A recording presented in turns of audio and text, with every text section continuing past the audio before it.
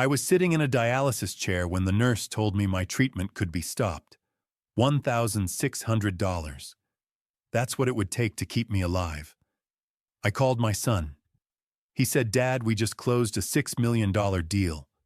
Then he added, "All that money's invested, Dad. There's nothing liquid to give you." His wife jumped in, "Everything's tied up right now." Then the line went dead. An hour later, my phone rang again. My daughter said, "I don't have much, but I saved this for you." She handed me $850 in tips. She had no idea what that choice was about to reveal. Hello, everyone, and welcome. Before we begin, I'd appreciate it if you'd like and subscribe to stay connected with more stories like this. Let me know in the comments where you're listening from. I love hearing from you. Quick note. This story blends real-life lessons with fictional elements for educational purposes. Any resemblance to actual people or places is coincidental, but the message carries truth worth hearing. The machine hummed, the needle bit, and on the TV in the corner, my son smiled like he'd never known what it meant to bleed. I'd been sitting in this chair for 4 hours, 18 months now, 3 times a week, watching my blood leave my body, get cleaned, and come back. The dialysis center smelled like antiseptic and resignation, the scent of people waiting to see if their kidneys would wake up, or if this would be their life until they died. Beth, my regular nurse, checked the machine's readouts. She'd been doing this for 20 years, and she had that professional warmth nurses develop when they've seen too many people not make it. "Looking good today, Mr. Donovan," she said, adjusting the flow rate. "Blood pressure's stable." "Thanks, Beth." She glanced at the TV mounted in the corner. Local news. The morning anchor was standing in front of a massive glass building, champagne flutes visible in the background, a red ribbon stretched across gleaming doors. "That's your son, isn't it?" Beth said. "Jordan Donovan. I saw his picture at your house once." On screen, Jordan stood in a charcoal suit that probably cost more than my truck.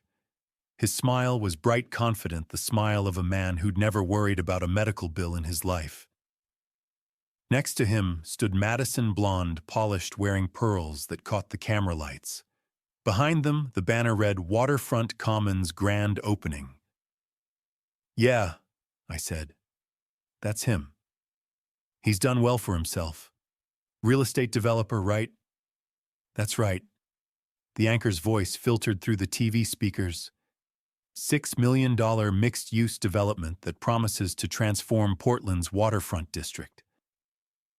"Mr. Donovan, how does it feel to see this project come to life?" Jordan's voice smooth and practiced. "It's incredible. This is what happens when you invest in community, when you believe in Portland's future." I turned away from the screen. Beth noticed. "You must be proud." I didn't answer. The machine beeped softly, counting down the minutes until I could leave. Proud. 28 years I'd worn a firefighter's uniform. Captain Jack Donovan, Station 7. I'd run into buildings when everyone else was running out. I'd pulled people from cars wrapped around telephone poles. I'd held children while their parents died, and I'd held parents while their children died. I'd saved 43 lives. I knew because I kept count. One of them was Jordan. He was 3 years old. January 1987. Kitchen fire in our old apartment on Hawthorne. Grease fire that spread to the curtains, then the walls. I'd kicked in the door off duty, but a firefighter doesn't stop being a firefighter, and found him hiding under the table crying, surrounded by smoke. I'd carried him out in my arms. The ceiling came down 30 seconds after we cleared the door. I'd told him sitting on the curb while the engine companies worked. "I've got you. I'll always have you." He'd believed me then. The machine beeped again. 3 hours, 47 minutes down. 13 minutes to go. Beth came back with a clipboard. "Mr. Donovan, I need to talk to you about your account." My stomach tightened. What about it? There's a balance due, $1,600. The billing office says if it's not paid by Friday, we'll have to suspend treatment until it's resolved. $1,600. I'd checked my bank account that morning. Balance $1,247.33. My pension covered rent, utilities, groceries. Medicare covered 80% of dialysis. But that last 20%, the co-pays, the catastrophic coverage gap that was on me. I'm working on it, I said. Beth's expression softened. I know, I'm sorry. It's not my call. But if you need resources, I can give you some numbers, payment plans, charity care. I'll handle it. She nodded and walked away. On the TV, Jordan was shaking hands with the mayor. Cameras flashed. Someone handed him a giant pair of scissors for the ribbon cutting.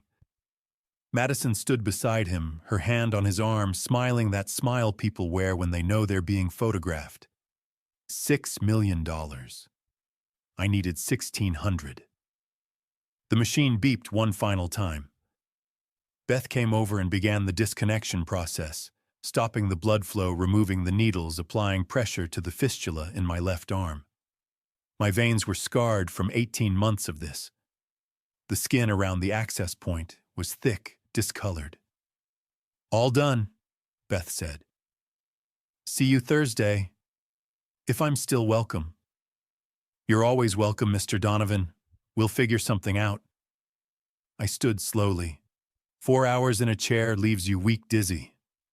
I steadied myself against the armrest and walked toward the exit. Past the other chairs, 12 of them all occupied. Past people who looked like me, old, tired, living on the edge of a system that kept them alive but didn't care if they could afford it. The rain started as I reached my truck. Portland in October. Gray skies, constant drizzle, the kind of weather that seeps into your bones. I climbed into the cab and sat there with the engine off, staring through the windshield at the clinic's front door. I could skip Friday's treatment, buy myself another week to find the money. But skipping dialysis meant toxins building up in my blood. Meant exhaustion, confusion, maybe worse. My nephrologist had been clear, miss even one session and you're gambling with your life. Or I could call Jordan. My phone sat in the cup holder. I picked it up, scrolled through my contacts. Jordan's name stared back at me. I hadn't called him in 6 months. He hadn't called me in longer. We'd grown apart. That's what people say when they don't want to admit the truth, that someone you loved stopped making time for you and you stopped fighting for their attention. But this wasn't about attention. This was about survival. I thought about the TV screen, about Jordan's suit, his smile, his $6 million building, about Madison's pearls and the champagne glasses and the mayor's handshake. I thought about the fire, about carrying a 3-year-old boy out of smoke and flame, about the promise I'd made on that curb. I've got you. My hand tightened around the phone. Maybe it was time to see if he remembered. I sat in my truck in the clinic parking lot, rain drumming on the hood, and pressed call. The phone rang once, twice, 3 times, 4. When Jordan answered, I could hear celebration in the background, laughter, clinking glasses, someone calling his name. Jordan's voice came through bright and distracted, like I'd called him during intermission at a play he was enjoying. Hey, Dad, hold on. The phone muffled. I heard him talking to someone, his voice distant but animated. Laughter in the background. The clink of glass on glass. Rain drummed harder on the truck's roof. I waited. Sorry. He came back on the line. I'm at the ribbon cutting for Waterfront Commons. What's up? Like I'd called to chat about the weather. I kept my voice level. 28 years of talking people down from ledges taught me how to stay calm when everything inside wanted to break. I need to talk to you about something medical. A pause. The background noise swelled, someone calling his name, music starting up. Yeah, you okay? I'm on dialysis now. Have been for 18 months. 3 times a week, 4 hours per session. Silence on his end. Then, Jesus, Dad. I didn't know it was that serious. Of course he didn't know. We hadn't spoken in 6 months. Before that, maybe 3 calls in a year. It is serious, I said. The clinic needs $1,600 by Friday, or they're suspending treatment. More silence. The celebration noise behind him seemed louder now, pressing in. Dad, listen.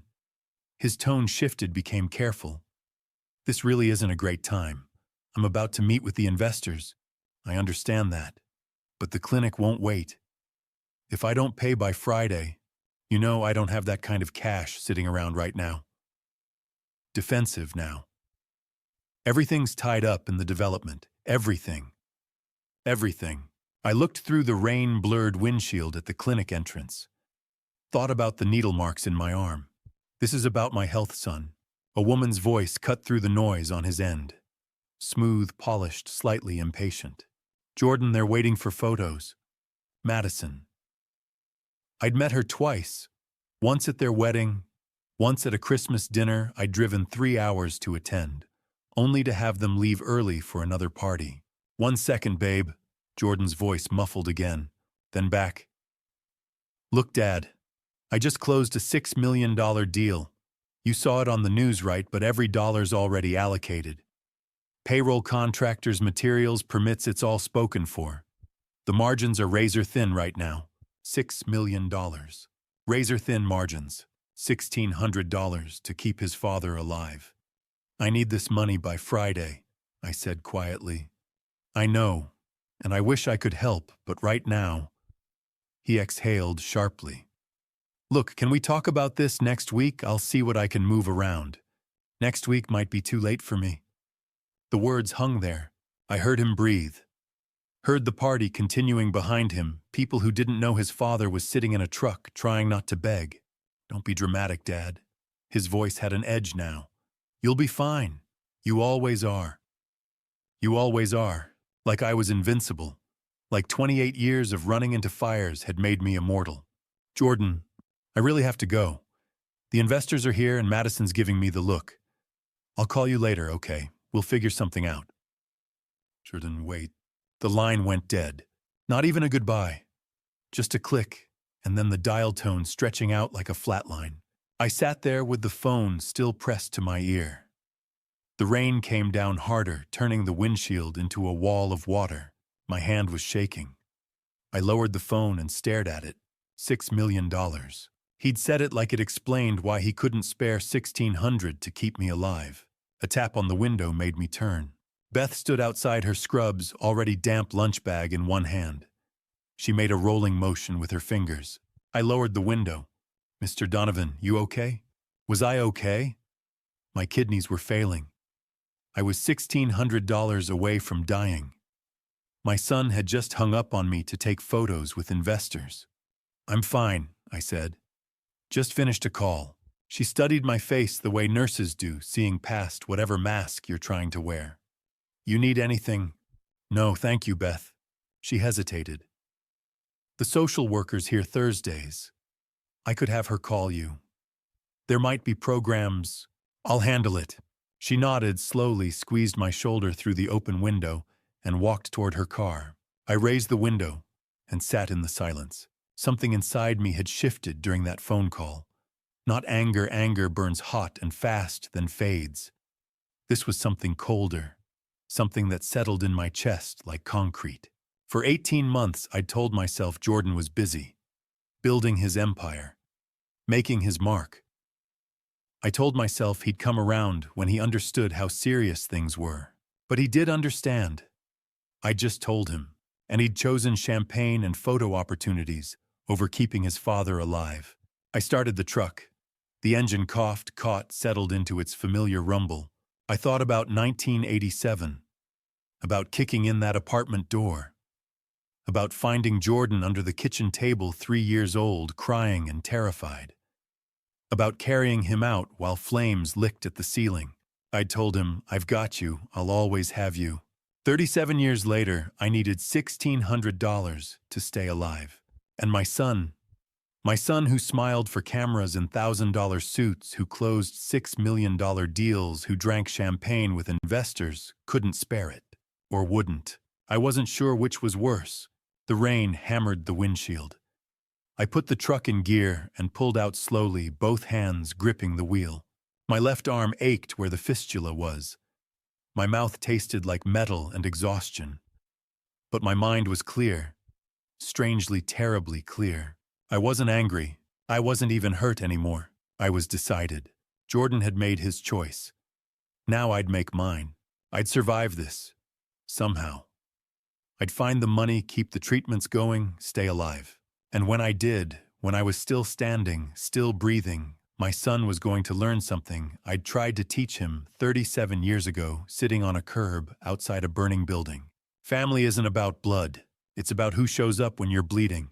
I drove home through the rain, and for the first time in 18 months, I didn't feel afraid. I felt ready. The house was quiet when I got home. Small house, 2 bedrooms built in the 50s. I'd bought it 30 years ago, when property in this part of Portland was still affordable for a firefighter's salary.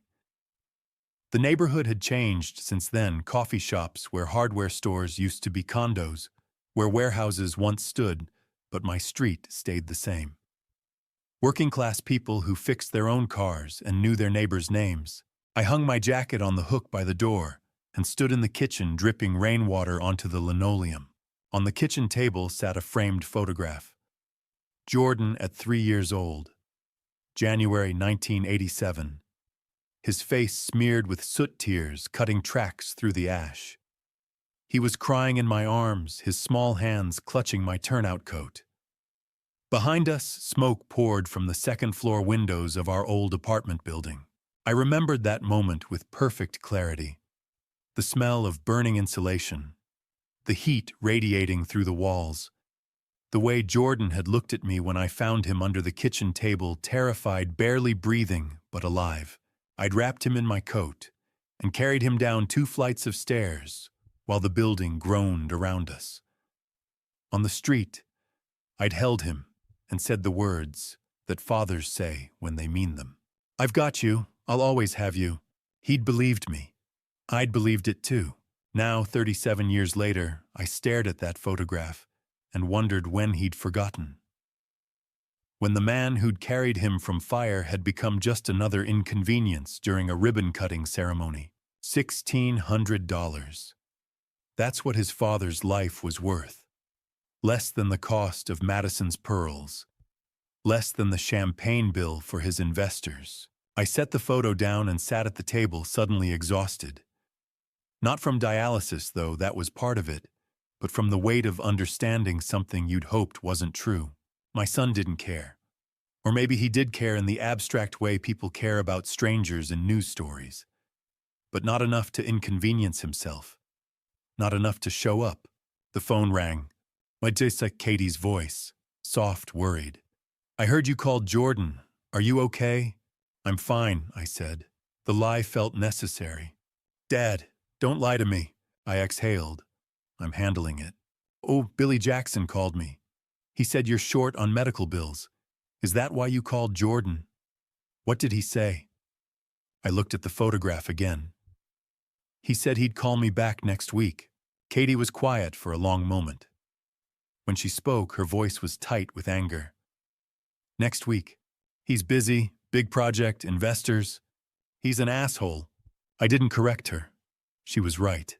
"I have some money saved," Katie said. "It's not much, but no. You have 2 kids. You're working double shifts at that diner as it is. I'm not taking your money. You saved Jordan from a fire. Let me help you now." The words hit harder than I expected. Let me help you now. Like love was just about showing up when someone needed you. Which I suppose it was. "I'll figure it out," I said. "I promise. Dad, I love you, sweetheart. But I need to go." I hung up before she could argue. Then a knock at the door. Billy Jackson stood on my porch, rain soaking through his flannel shirt. Billy was 10 years younger than me, still active at Station 7, built like he could carry 2 people out of a burning building at once. Billy, what are you doing here? Murphy told me you're in a tight spot. He held up a hand before I could respond. Don't. Just listen. The guys took up a collection. Brotherhood Fund. We want to help. But I can't ask for charity. You didn't ask. We offered. There's a difference. He pulled an envelope from his jacket pocket. This isn't charity, Jack. It's brotherhood. You ran into fires for strangers for 28 years. We're not going to let you go without dialysis because of some billing gap. He held out the envelope. I didn't take it. Couldn't. Pride's a strange thing. It keeps you standing when everything else wants you to fall, but it also keeps you from accepting help when you need it most. Should take it, Billy said quietly. Please. I took the envelope. Billy nodded once. We're here, Jack. Whatever you need. You call, we show up. That's what we do. He turned and walked back to his truck. Before I could say thank you, I went back inside and sat at the kitchen table. The envelope felt heavy in my hands. I opened it slowly. Inside, $850. Cash, 20s and 50s folded together. A note on top in Murphy's handwriting for Captain Donovan. From the guys at Station 7. No payback required. Just get better. $850. From men who made less than $40,000 a year. From guys with families, mortgages, their own medical bills. From strangers who'd become brothers because we'd run into the same fires. I counted it twice to be sure. Total in my account, $1,247.33. Plus $852,097.33. I needed $1,600 for the clinic. I was still short, but for the first time that day I didn't feel alone. I looked at the photograph on the table, at Jordan crying in my arms. At the moment I'd promised to always have him. He'd forgotten that promise. But the men at Station 7 hadn't. They'd shown up, not with excuses, not with promises to call back next week, with cash in an envelope, with no questions asked, with the kind of love that doesn't need a blood test to prove it's real. I'd find the rest somewhere, somehow. I had to. Because the men who'd given me $850 deserved to know their money hadn't been wasted. And because my daughter had offered everything she had. And because somewhere out there, my son was drinking champagne and cutting ribbons, and I'd be damned if I let him have the satisfaction of thinking I'd died begging. I sat at that kitchen table until the light faded outside the envelope in my hands, and made myself a new promise. I'd survive this. And when I did, everyone, especially Jordan, would know exactly who showed up and who didn't. The knock came just after 7. I'd spent the day at home trying not to think about Friday, about the clinic, about the envelope from Station 7 on my kitchen counter, $850. Enough for hope, not enough for survival. Still $750 short.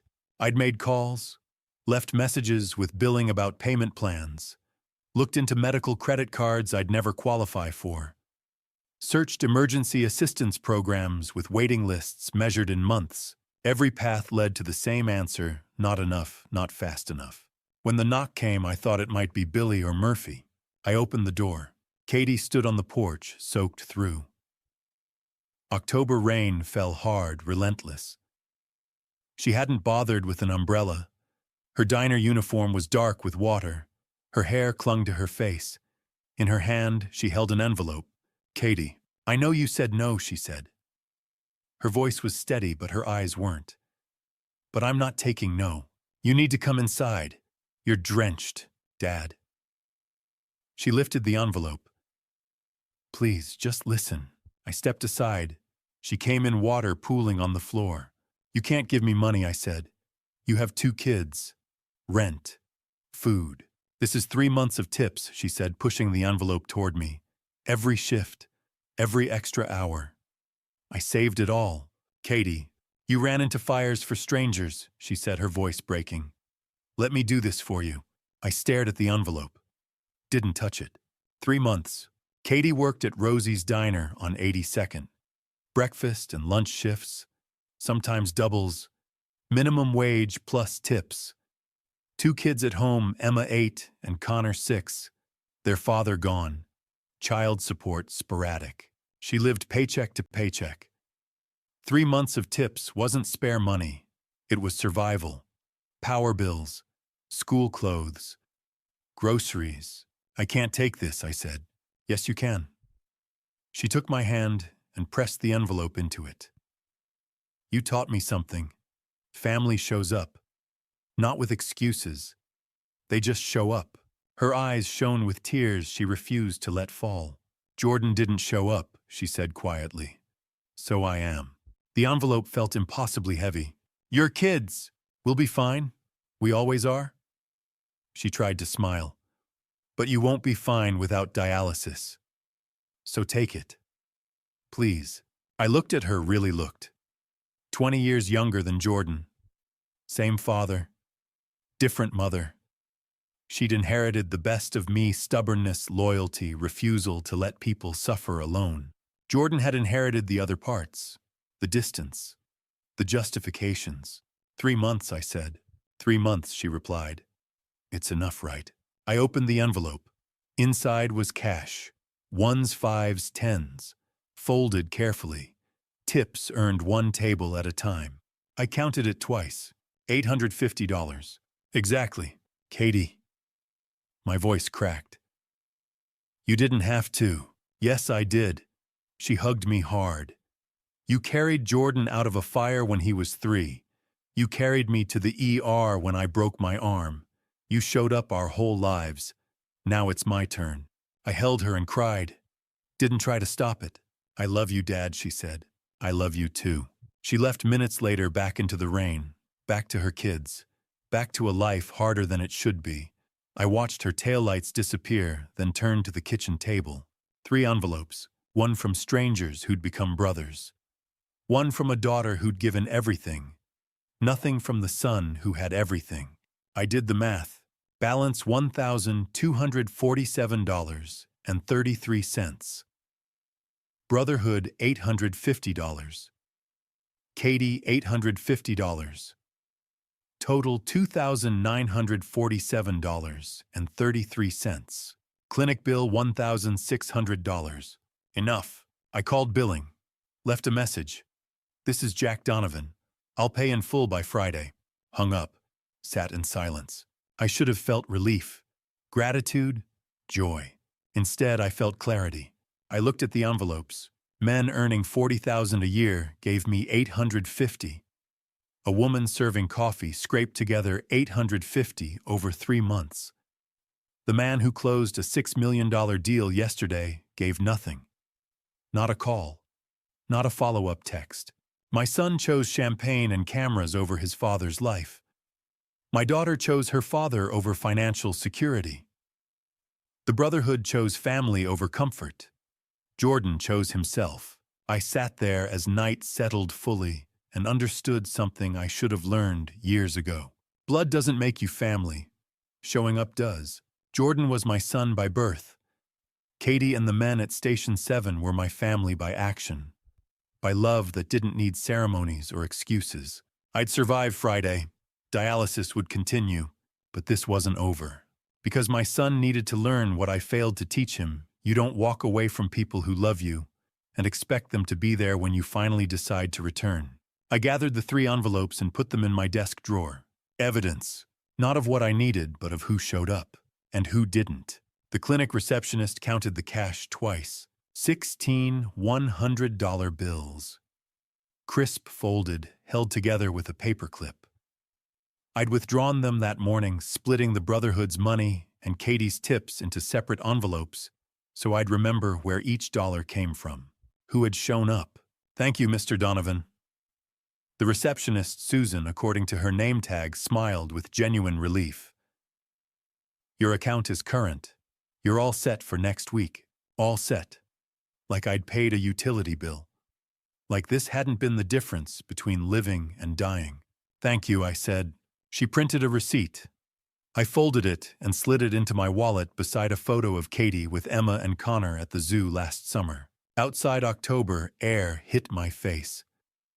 The rain had stopped for once, leaving the pavement wet and shining. My truck waited where I'd left it, rust on the fender, a cracked windshield I'd ignored for 2 years. 70 years old, dialysis 3 times a week, living on a pension that barely covered rent. But I was alive. I drove home slowly. At the mailbox, I grabbed the day's mail bills, a flyer for a pizza place long closed, a credit card offer, and an envelope from the city of Portland. Official letterhead. Return address, Workers' Compensation Division. My grip tightened. Inside, I set everything on the counter and stared at the envelope. Workers' comp. I hadn't thought about that warehouse fire on Foster Road in decades. 1998. I was 44 captain for 6 years. 4-alarm structure fire. Fully involved. I led a team inside for a primary search and found an elderly man and his grandson trapped upstairs. We got them out. On the way back, the roof collapsed. 70 pounds of burning timber slammed across my shoulders and lower back. Billy Jackson, still a probie, then dragged me clear as the building came down. 3 cracked ribs, 2 herniated discs, 6 weeks of physical therapy. I filed a claim. The city denied it, said the injury didn't qualify for long-term compensation. I appealed. Denied again. Eventually, I went back to work, fueled by ibuprofen and stubbornness, for 12 more years until retirement. 26 years later, I opened the envelope. Inside was a letter on official stationery and a check. I read the letter first. After a comprehensive review of workers' compensation claims from 1995 to 2000, the city of Portland had determined my claim was improperly denied. Medical records showed my injuries met the threshold for permanent partial disability benefits. Please find enclosed a settlement check for back benefits owed. We apologize for the delay and any hardship caused. The check was clipped to the page. $28,000. I sat down hard at the kitchen table. The amount was printed clearly, pay to the order of Jack Donovan. $28,000 and 0 cents. For an injury earned pulling a man and his grandson from a burning building. For pain I'd lived with for 26 years. My hands shook. Yesterday, I'd been $750 short of survival. Today, I had $28,000 on my table. Plus the $1,347 left over from Katie and the Brotherhood. $29,347. More money than I'd seen at once in a decade. This changed everything. I didn't need Jordan anymore. Didn't need his promise to see what he could move around next week. Didn't need to hear Madison in the background talking about photos. I was free. Free to keep going to dialysis. Free to pay my bills. Then the thought formed. Free to find out what else my son had lied about. I picked up my phone and scrolled until I found the name. Gregory Walker. Gregory had helped me with the workers' comp appeal in 1998. Former Army JAG, now a private attorney. We'd stayed in touch. I pressed call. He answered on the 3rd ring. Jack Donovan. I was wondering when you'd call. You get the settlement. Just opened it. Took them long enough, he said. What are you going to do with it? I looked at the check. At the letter. At the 3 envelopes in my desk drawer, proof of who had shown up. I need you to look into someone's finances. His tone shifted. Who? My son. Silence. Jordan, the developer. That's right. Jack. Gregory hesitated. Why investigate your own son? I thought about the phone call. Jordan's distracted voice. Madison saying they were waiting for photos. About next week and razor-thin margins. About $6 million and $1,600. Because I need to know if he lied about more than money, I said. Another pause. If I do this, Gregory said, I'll find things. Things you might not want to know. I want to know. This kind of investigation takes time. And money. I have $28,000 on my kitchen table. However much it takes. He exhaled slowly. All right. But I'll ask one last time. Are you sure? I looked at the photo on my table. Jordan at 3 years old, crying in my arms after the fire. I thought about Katie on my porch, soaked through holding 3 months of tips. About Billy Jackson and the Brotherhood giving without question. I'm sure I said, "Give me 2 weeks," Gregory replied. "I'll find everything, everything. Bank records, business filings, properties, liens, lawsuits. If it's there, I'll find it." "Thank you, Jack," he said quietly. "Whatever I uncover, it may hurt." "It already does," I said. "Now I just want to know why." I hung up and sat at the table, the check in one hand, my phone in the other. 2 weeks. Then I'd know exactly what kind of man my son had become. 2 weeks felt like 2 months. I kept going to dialysis, kept sitting in that chair 3 times a week, watching my blood cycle through machines while Beth made small talk. Kept coming home to an empty house and 3 unopened envelopes in my desk drawer. Kept waiting. Gregory called on a Wednesday morning. "I have what you need," he said. "Can you come to my office?" I was there in 20 minutes. His office was on the 3rd floor of a converted warehouse in the Pearl District. Exposed brick tall windows, polished concrete floors. A single folder sat on his desk, thick enough to be a phone book. "Sit down, Jack," Gregory said. I did. He slid the folder across the desk. "Your son's empire is fiction, and some of it carries your signature." I opened it. Inside were bank statements, property records, loan documents, contracts, and emails printed with highlighted sections. Page after page of numbers and legal language that told a story I didn't want to hear but needed to understand. Gregory leaned back.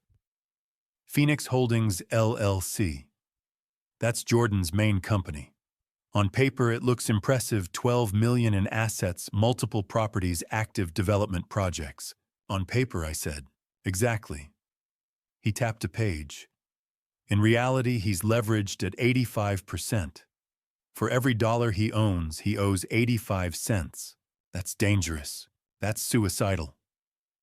Gregory pulled another document forward. "Total debt, $8.5 million. He's 3 months delinquent on his primary commercial loan." I stared at the numbers, unable to make sense of them. "He's refinanced everything," Gregory continued. "The family home on Hawthorne, the one you sold him 10 years ago, he's pulled equity from it 3 times. It's mortgaged for more than it's worth. He's underwater on almost everything. He's been shuffling money between accounts to keep up appearances. It's a shell game." I turned another page and froze. "My name. What's this?" Gregory's expression hardened. "A loan application from 2019. $50,000 from Pacific Northwest Credit Union. Co-signed by you." "I never co-signed anything." "I know. That's why I hired a handwriting expert." He placed another sheet on top. "The signature's forged. Good but not perfect. Jordan practiced until he could fool a loan officer." My hands shook. I set the papers down. "He used my name to borrow $50,000 and defaulted 18 months later. It's been on your credit report for 3 years. I thought about the credit cards I stopped receiving. The auto loan I'd been denied. I'd blamed my age, my income, my medical bills. It was Jordan. My son had stolen my name, my reputation. Everything I'd built in 28 years of running into fires for strangers." "There's more," Gregory said quietly. He produced a land deed. Waterfront Commons. Jordan bought it in 2022 for $400,000. Market value was closer to 900. How? Pressure. Gregory's jaw tightened. He told the owners, Harold and Margaret Sullivan, that the city planned to condemn the property. Showed them fake documents. Said if they didn't sell immediately, they'd lose everything through eminent domain. They believed him. They were in their 80s. Sold, moved to Arizona. 6 months later, they learned the truth. They tried to sue. Jordan's lawyers buried them in motions until they ran out of money. I stared at Jordan's signature on the deed. He lied to an elderly couple and stole their land. Legally defensible, Gregory said. Morally indefensible. More pages, offshore account references, Cayman Islands, British Virgin Islands. Is he hiding money? I can't prove it without subpoenas, but the pattern's obvious. Funds vanish, companies dissolve, new entities appear. The money resurfaces elsewhere. Gregory leaned forward. Jack, your son is drowning. The suits, the billboards, the ribbon cuttings, it's all theater. One foreclosure, one lawsuit, one creditor who pushes and everything collapses. How long? 6 months, maybe less. I closed the folder. Debt, forgery, lies, exploitation. Jordan wasn't a successful developer. He was a con artist in an expensive suit. You asked if he lied about more than money, Gregory said. He lied about everything. I stood. I need copies. Already done. He handed me a flash drive. And be careful. If Jordan finds out, he won't. I drove home on autopilot. Near 82nd Avenue, I passed a billboard. 10 feet tall. Jordan smiling above rush hour traffic. Behind him, an artist's rendering of waterfront commons, built on heroes' sacrifice. I pulled over and stared. Harold and Margaret Sullivan's sacrifice. The credit unions. Mine. My name. My health. My life's work. All of it so Jordan could smile from a billboard and pretend he'd built something real. I called Gregory. Find everyone my son has hurt, I said. Names, stories, every lie, every victim. That'll take time. I have time. And $28,000. A pause. What are you planning? I looked at the billboard. I'm going to show him what real sacrifice looks like. I drove home, the billboard shrinking in my mirror, never disappearing. The coffee shop was called Riverside Grounds, tucked into a corner building on Southeast Division. It was small and local, the kind of place where they remembered your order if you came more than twice. Gregory had suggested it neutral territory. He said somewhere Patrick would feel comfortable talking. I arrived early, ordered a black coffee I didn't really want, and took a corner table where I could see the door. Patrick O'Brien came in 10 minutes later. He looked far older than 47. Worn jacket, faded jeans, the kind of exhaustion that settles into your bones and stays. His hair was gray at the temples, his posture shaped by years of disappointment. Gregory had told me he drove for Uber now, mostly nights, 12-hour shifts that barely covered rent on a studio apartment in Gresham. 6 years ago, Patrick had been a business owner, a partner in what should have been a successful development company. Then he'd met my son. Patrick spotted me, nodded, and walked over. His handshake was firm but guarded. Mr. Donovan. Jack, please. He sat, declined coffee, folded his hands on the table, and waited like a man who'd learned not to expect much. Gregory said you wanted to talk, he said. About Jordan. That's right. Why now? It's been 6 years. I studied him, the fatigue, the restrained anger, the grief that never fully heals. Because I just found out who my son really is, I said. And I want to know everyone he's hurt. Something shifted in Patrick's eyes. Recognition. Maybe hope. Where do you want me to start? The beginning. He nodded. It was 2018. Patrick had spent 15 years in construction management and saved $400,000, everything he had, plus a home equity loan. Jordan approached him with a proposal, a 50-50 partnership in Phoenix Holdings. Equal investment, equal ownership, equal control.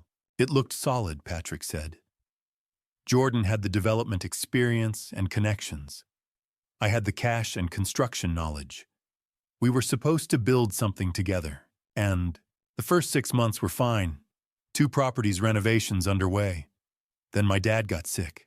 His voice dropped. James O'Brien, you knew him. The name hit me hard. I did. Station 7. Retired in 2003. He talked about you, Patrick said. Said you were one of the good ones. I remember James, big, loud, fearless. He'd pulled me off a collapsing roof during a warehouse fire in 1995 and saved my life.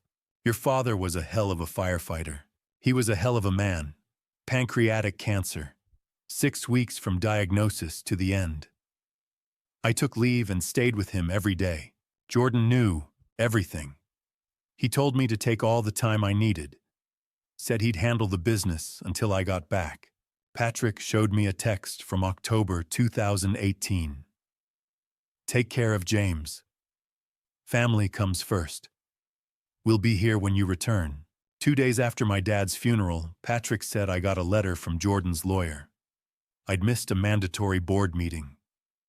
The partnership agreement said missing one meeting without 48 hours notice meant voluntary forfeiture of my ownership. He scheduled it during the funeral, 10 a.m. the same time. The notice was sent 72 hours earlier, so it was technically legal.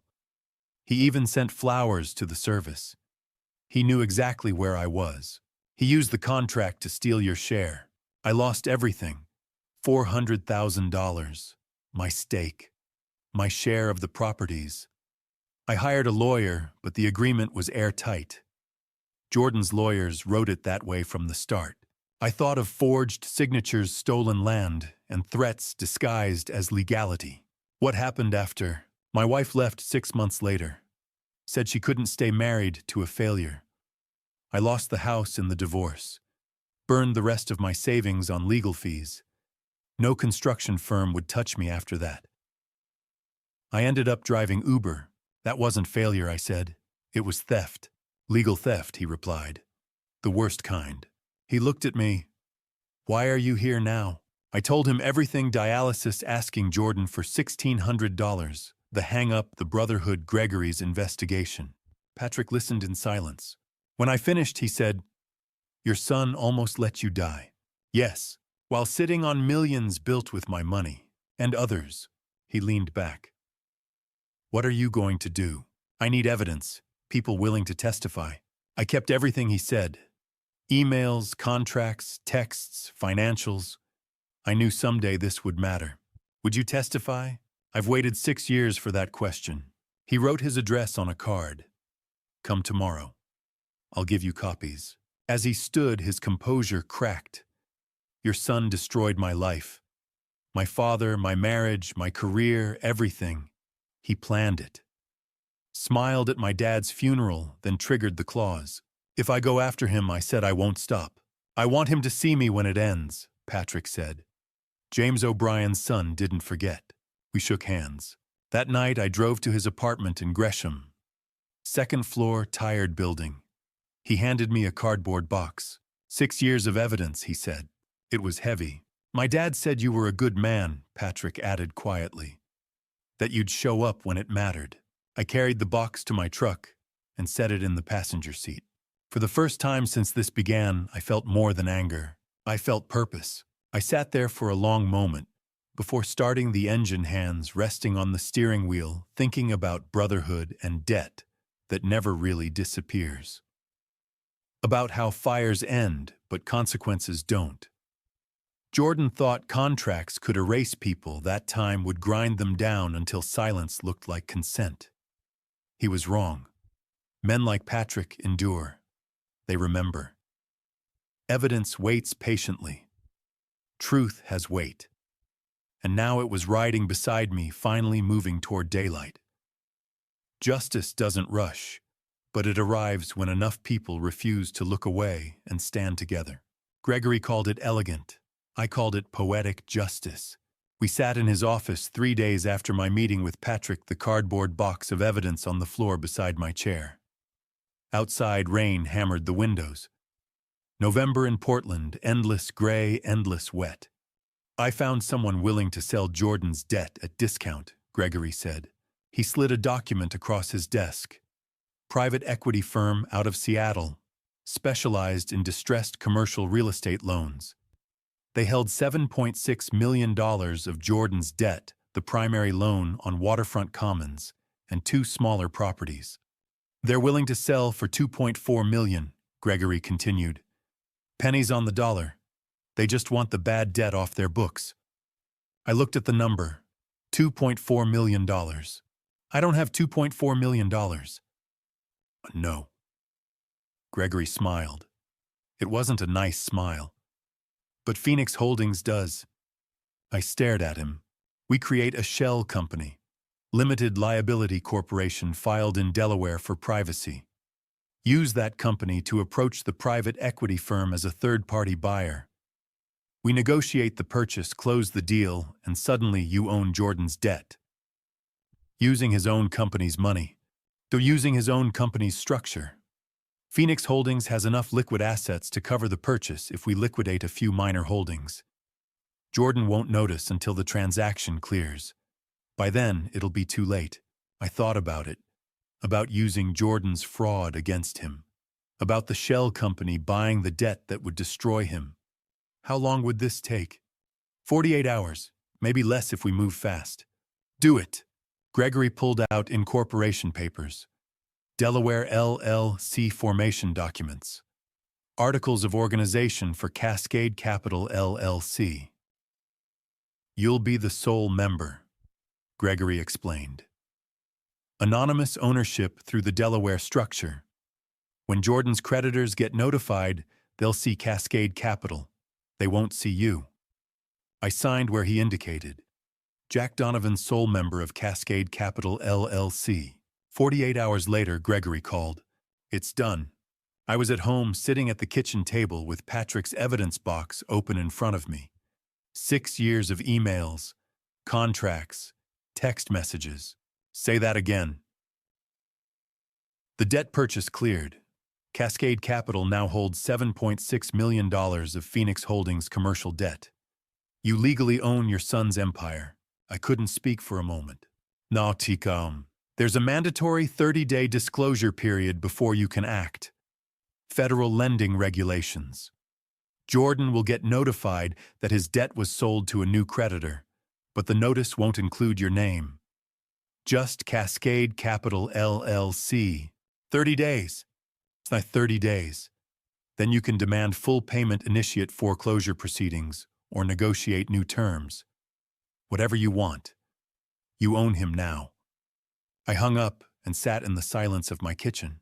Owned him. My son. The 3-year-old boy I'd carried from fire. Then the pain started. Sharp, sudden, radiating from my chest down my left arm. The room tilted. I reached for the table, missed, and fell. The floor was cold against my face. I tried to stand. Couldn't. Tried to breathe. Couldn't get enough air. My phone was on the table. 3 feet away. Might as well have been 3 miles. I crawled toward it, inch by inch. Every movement sent lightning through my chest. My vision blurred. I got my hand on the phone. Hit the emergency contact. Katie. Dad. Hospital, I managed. Can't breathe. Then everything went black. I woke up 3 days later. Hospital room. Machines beeping, IV in my arm. Oxygen tube in my nose. Katie was asleep in the chair beside my bed, still in her diner uniform. She must have come straight from work. A nurse appeared. Young guy, efficient movements. Welcome back, Mr. Donovan. You gave everyone quite a scare. What happened? Sepsis. Blood infection from your dialysis catheter. Your immune system crashed. We had you in ICU for 2 days, but you pulled through. Sepsis. I'd seen people die from sepsis. Fast. Painful. Katie stirred. Opened her eyes. Saw me awake and burst into tears. Dad, oh my God, Dad. She was on her feet, holding my hand, crying and laughing at the same time. I'm okay, I said. You died. Your heart stopped in the ambulance. They had to shock you twice. I'm still here. Don't ever do that again. After she left, Brian Murphy came by, still in his Station 7 uniform. Jack, he pulled up the chair. You look like hell. Feel like it too. Katie called me, said you collapsed. Sepsis. I nodded. You know sepsis can kill you faster than fire, right? You got lucky. If Katie hadn't called the ambulance when she did, he didn't finish. I can't die yet, I said quietly. Nobody's dying. Doctor says you'll be fine. No, I can't die yet. Not now. There's something I need to finish. Brian looked at me, saw something in my face that made him lean back. This is about Jordan, isn't it? My phone buzzed. Text from Gregory. Debt purchase finalized. Jordan gets notification tomorrow. You have 30 days. I showed Brian the text. He read it again. Looked at me with something between admiration and concern. You bought his debt. Every penny of it. Jack, Jesus. Gee, 30 days. That's all I need. 30 days to watch him realize what he did, who he hurt, what it cost him. Brian stood up. When this is over, be careful. Revenge has a way of burning the person holding the match. He left.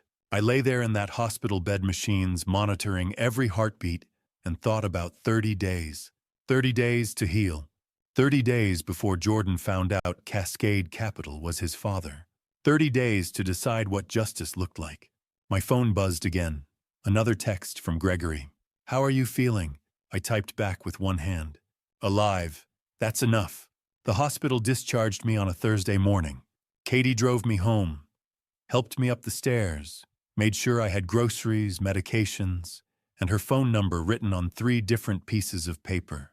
You're not driving for another week, she said. Doctor's orders. I'll be fine, Dad. You died. Your heart stopped. You don't get to say you'll be fine until at least Thanksgiving. Fair point. She left only after making me promise to call if I needed anything. The monthly Brotherhood meeting was that night. Station 7. I hadn't missed one in 40 years, not even after I retired. Old habits. Good habits. The kind that keep you connected to the people who once ran into fire beside you.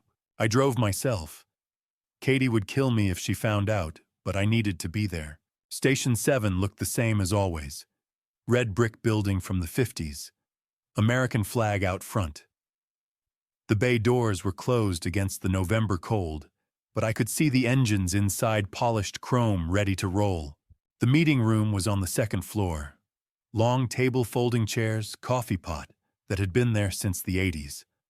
42 people packed into a space meant for 30. Active firefighters, retired guys like me, a few spouses from the auxiliary. Brian Murphy stood at the head of the table. When I walked in, everyone stood.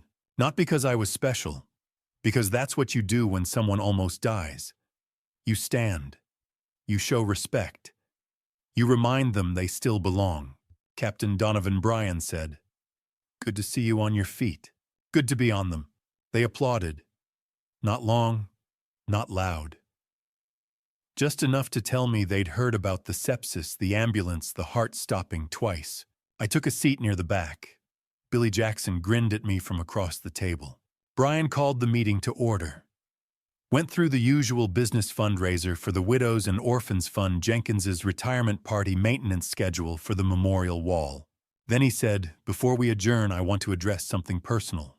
The room went quiet. Most of you know Jack Donovan needed help with medical bills last month. The Brotherhood contributed $850. Jack's doing better now, but there's more to the story. Brian looked at me. I nodded. Jack's son refused to help him. $1,600 to keep his father alive, and Jordan Donovan said no. Murmurs rippled through the room. Angry ones. Billy Jackson spoke up. We heard. Some of us were thinking maybe Jordan needs a visit. Friendly conversation about family obligations. A few dark laughs. No, I said. Every head turned. This is my fight. Mine alone. But when it ends, I need you all there. When Brian asked, 4 weeks, here, Station 7. I want everyone present. What are you planning, Jack? I looked around the table. Faces I'd known for decades. Men I'd trusted with my life. Men who'd trusted me with theirs. I'm going to show Jordan what brotherhood really means.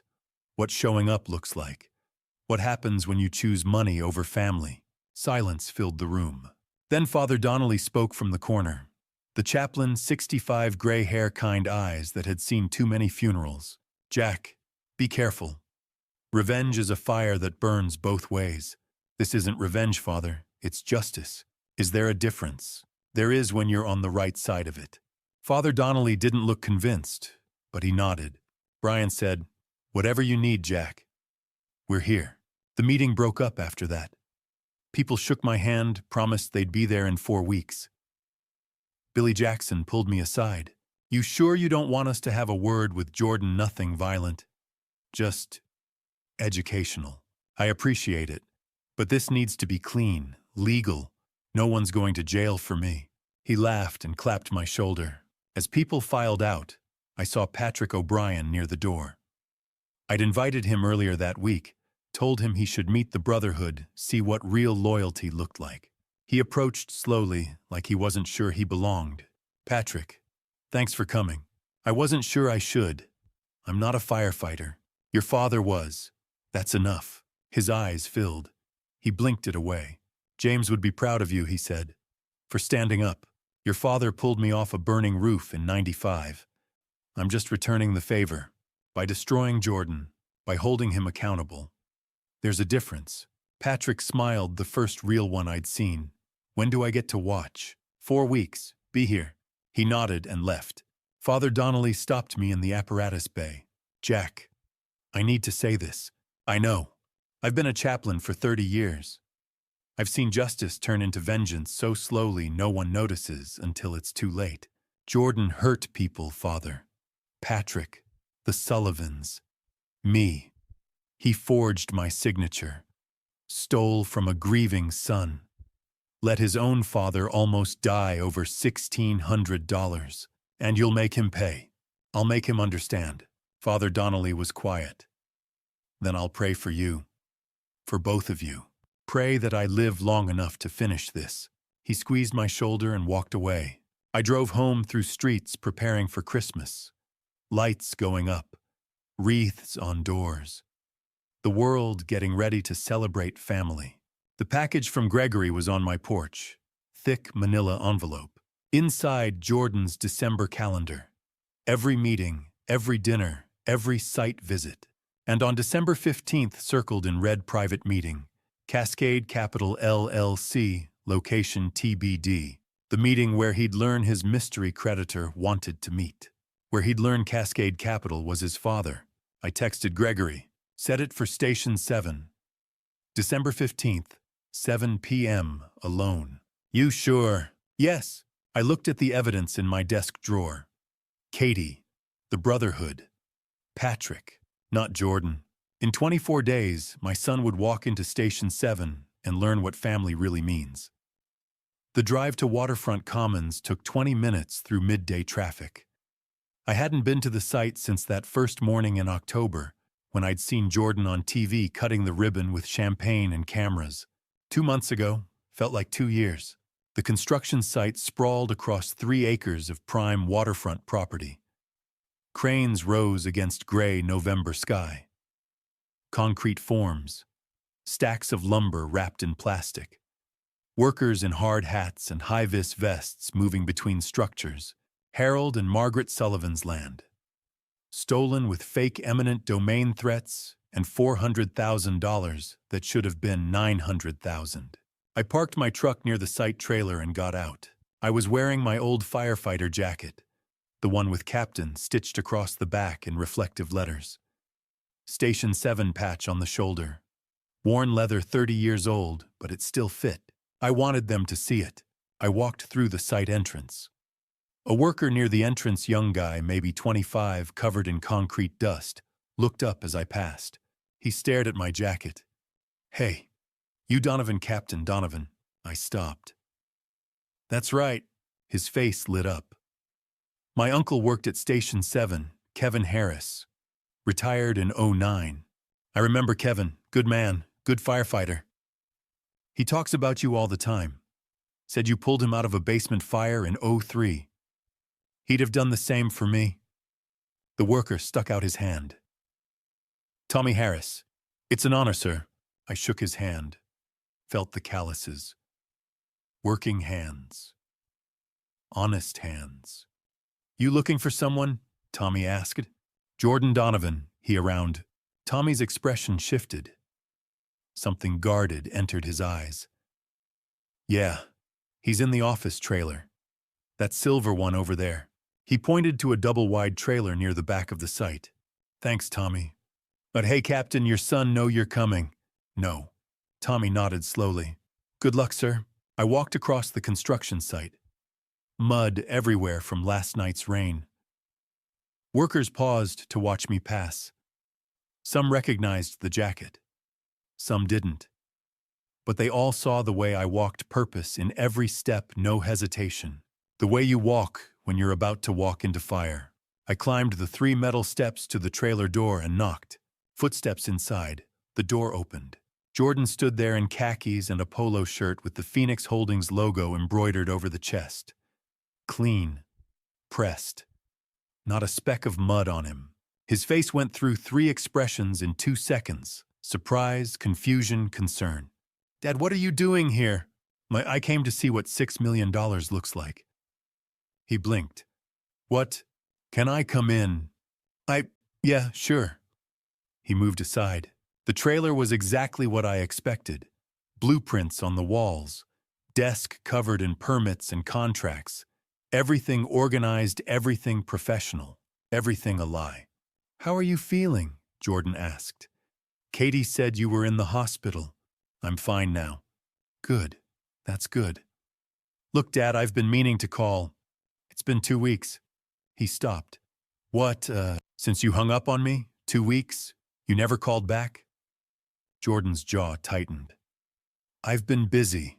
This project is... I know how busy you are. I've been watching the news.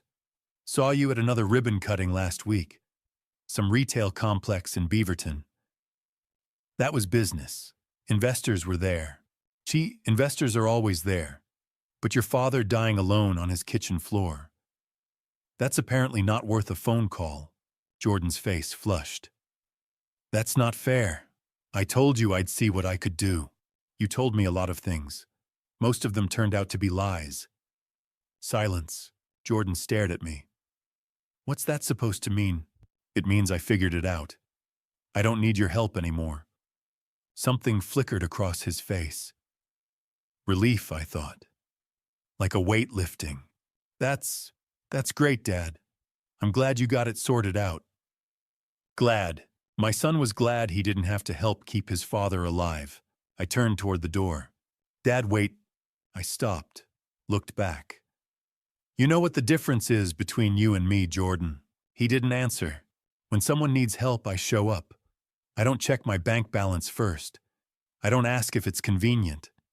I just show up. Because that's what family does." "I wanted to help." "No. You wanted me to go away so you could get back to your ribbon cuttings and investor meetings. There's a difference." I opened the door, stepped out into the mud and the gray November cold. Workers were watching now. A dozen of them. Standing by pallets of lumber, by the concrete mixer, by the crane controls. All of them seeing a captain in a firefighter jacket walking out of their boss's trailer. Tommy Harris was closest. I raised my voice, made sure they could all hear. "Any of you need help, medical bills, family emergency, anything you call Station 7. We take care of our own." The workers looked at each other, then at me, then at Jordan, who'd appeared in the trailer doorway. "Dad, don't." I turned to face him. Unlike some people, Jordan's face went white. I walked back to my truck. Didn't hurry. Let every worker on that site see me walk away from Jordan Donovan like he was just another boss in a polo shirt who didn't know the first thing about loyalty. I got in my truck and started the engine. In my rearview mirror, I could see Jordan standing in the trailer doorway. Workers nearby talking quietly, looking at him differently than they had 5 minutes ago. He didn't know it yet, but he'd just lost something more valuable than money. He'd lost their respect. A captain's jacket carries weight, not because of rank, because of what it represents. 28 years of running into buildings everyone else was running out of. 28 years of putting other people first. 28 years of showing up. Those workers saw that jacket. They saw their boss refuse to help his own father, and they understood exactly what kind of man Jordan Donovan was. I drove away through construction site mud, past the cranes and the lumber and the concrete forms, past the sign that read, Waterfront Commons, a Phoenix Holdings development. In 21 days, Jordan would walk into Station 7. In 21 days, those same workers would probably hear about what happened. In 21 days, everyone would know. But today I'd planted a seed. Today I'd shown them who their boss really was. And sometimes that's enough. The bank called Jordan on a Tuesday. I know because Gregory texted me when the formal notice went out. 24 hours after Cascade Capital's purchase cleared federal regulations required Jordan's primary lender to notify him that his debt had been sold to a new creditor. By Wednesday, his wife had packed a suitcase. By Thursday, he finally called me. Tuesday morning. Jordan was probably in his office at the Phoenix Holdings building downtown. Glass and steel 10th floor view of the river. The kind of office that screams success to anyone who doesn't look at the books. His phone rang. Unknown number. He almost didn't answer, but he did. Jordan Donovan. The voice on the other end was professional. Detached. Sopita. Mr. Donovan, this is Patricia Clark from Pacific Regional Bank. I'm calling regarding your commercial loan account ending in 4721. Jordan probably relaxed. Just another payment reminder. Yes!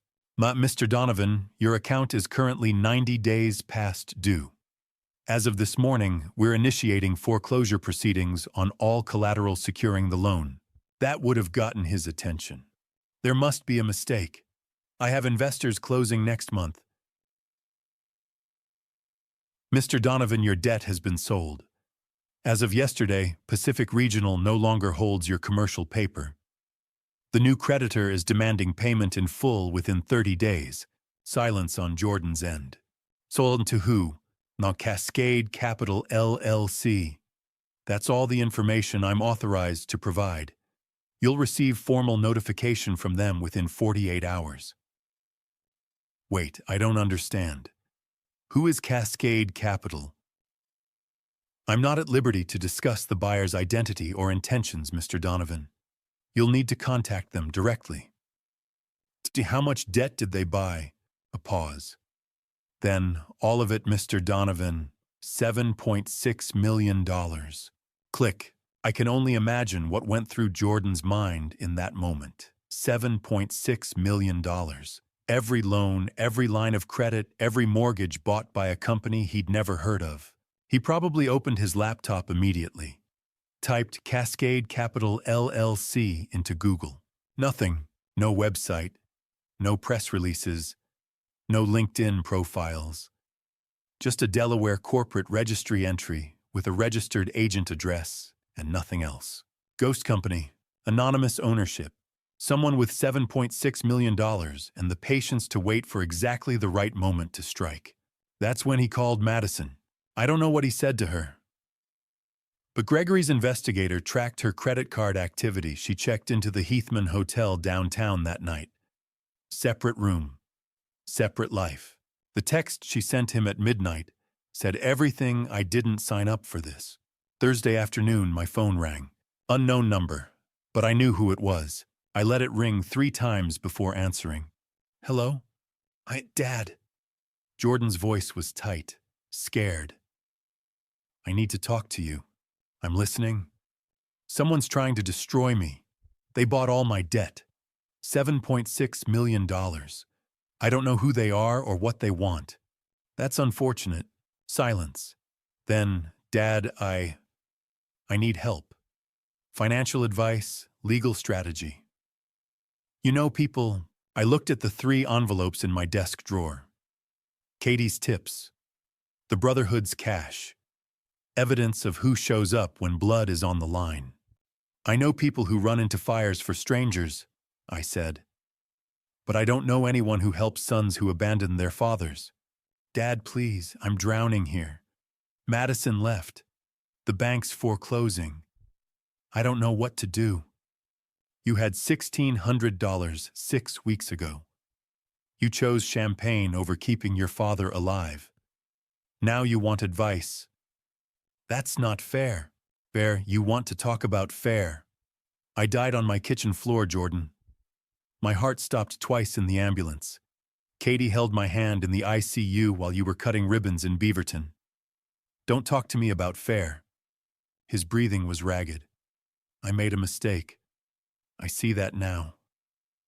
But Dad, please. I'm your son. My son. The words tasted bitter. My son forged my signature on a $50,000 loan. My son stole $400,000 from a firefighter's son at his father's funeral. My son bought stolen land from an elderly couple with fake eminent domain threats. Which son are you talking about? Because I don't recognize that person. How do you know about... He stopped. Understanding dawned. You've been investigating me. I've been learning who you really are. Did I? Goodbye, Jordan. I hung up. The phone rang again immediately. I didn't answer. It rang 4 more times over the next hour, then stopped. A text came through at 6 p.m. Please. I'll do anything. I deleted it. Another at 8, Dad, I'm sorry for everything. Please call me back. I turned off my phone. That night, I slept better than I had in 6 weeks. No nightmares about dialysis chairs. No waking at 3 a.m. wondering if I'd make it to Friday's payment deadline. Just sleep. Deep. Dreamless. The sleep of someone who's carried a weight for so long they forgot what it felt like to set it down. In the morning, I turned my phone back on. 17 missed calls, all from Jordan. 3 voicemails I didn't listen to. And 1 text from Gregory Jordan hired a lawyer. They're trying to identify Cascade Capital's ownership. Should I be worried? I texted back, no. Let him look. He won't find anything. When are you going to tell him? December 15th. Station 7, 7 p.m. Send him the meeting notice today. You sure about this? I thought about Jordan's voice on the phone. Scared. Desperate. Finally understanding what it feels like when no one shows up. Yes, I made coffee. Sat at my kitchen table. Looked at the photo of Jordan at 3 years old, crying in my arms after I'd pulled him from fire. I'd saved his life then. Now I was taking everything else. Father Donnelly's words echoed, revenge is a fire that burns both ways. Maybe he was right. But as I sat there in my kitchen drinking coffee in the quiet morning light, I didn't feel burned. I felt free. The certified letter arrived on a Friday morning. Return address, Cascade Capital, LLC, care of Gregory Walker, attorney at law. Official seal. Signature required. I signed for it. Standing on my porch in the cold, the mail carrier looking at me like she could tell this wasn't just another bill. Inside legal language on heavy paper. Formal notification of debt ownership transfer. And buried in paragraph 7, a single sentence that changed everything. Debtor and creditor are required to meet in person within 30 days of this notice to discuss terms of repayment or restructuring. Required, in person, within 30 days. I picked up my phone and called Gregory. You got the letter, he said. Not a question. I got it. Set up the meeting, Station 7, next Tuesday, 7 p.m. Silence on the line. Then, you want to do this at the firehouse. I want everyone to see. Jack. Station 7, Tuesday, 7 p.m. Send Jordan the formal meeting notice today. This is going to be public. You understand that whatever happens, everyone's going to witness it. That's the point. I hung up and dialed Brian Murphy. He answered on the second ring. Jack, what's up? I need Station 7 for a meeting Tuesday night. 7 o'clock. Can you make that happen? What kind of meeting? The kind where everything comes to light. Brian was quiet for a moment. Then, how many people? Everyone, Brotherhood active and retired. Patrick O'Brien, Katie. I want witnesses. Witnesses to what? Justice. Another pause. You're going to do it. You're really going to take him down. I'm going to show him what he did. There's a difference. Is there? I thought about Father Donnelly's warning. About revenge burning both ways. About the line between justice and vengeance that gets thinner the longer you stare at it. Yes, I said. There is. Okay. Station 7 is yours. 7 p.m. Tuesday. I'll make sure everyone knows. Thank you, Brian. Jack, whatever happens, Tuesday night, we're with you. I hung up and stared at my phone. 3 more calls to make. Katie first. Dad, everything okay? I need you there Tuesday night. Station 7, 7 p.m. Dad, what's happening? I can't explain over the phone. Just trust me. Bring the kids if you need to. But I need you there. This is about Jordan, isn't it? Yes. Okay, I'll be there. Shiki Katie. Thank you. For everything. For the 3 months of tips. For sitting by my bed in the hospital. For showing up when no one else did. Her voice got thick. That's what family does, Dad. I know, that's what Tuesday's about. Next call, Patrick O'Brien. Jack. What's going on? Bring your documents. Tuesday night, Station 7, 7 p.m. All of them. Every email, every contract, every piece of evidence you have. It's happening. It's happening. Patrick laughed.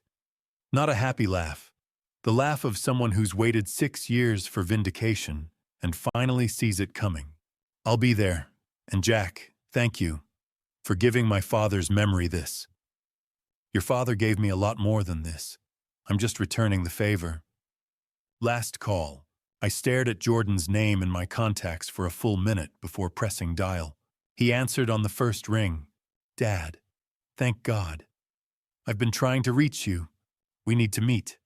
Yes, please. Can you come to my office or I can come to you? Station 7, Tuesday, 7 p.m. Silence. Then, Dad, please. Can't we talk about this privately? Just you and me. 7 p.m. Don't be late.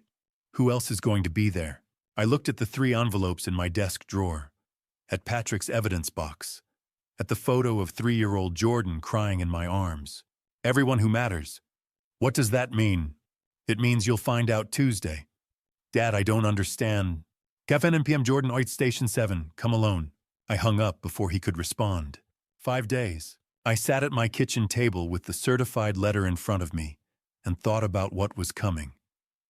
42 firefighters, Katie and her kids, Patrick with 6 years of evidence, Gregory with the legal documents proving I owned Jordan's empire, and Jordan walking into a room full of people he'd never bothered to know about to learn what brotherhood really means.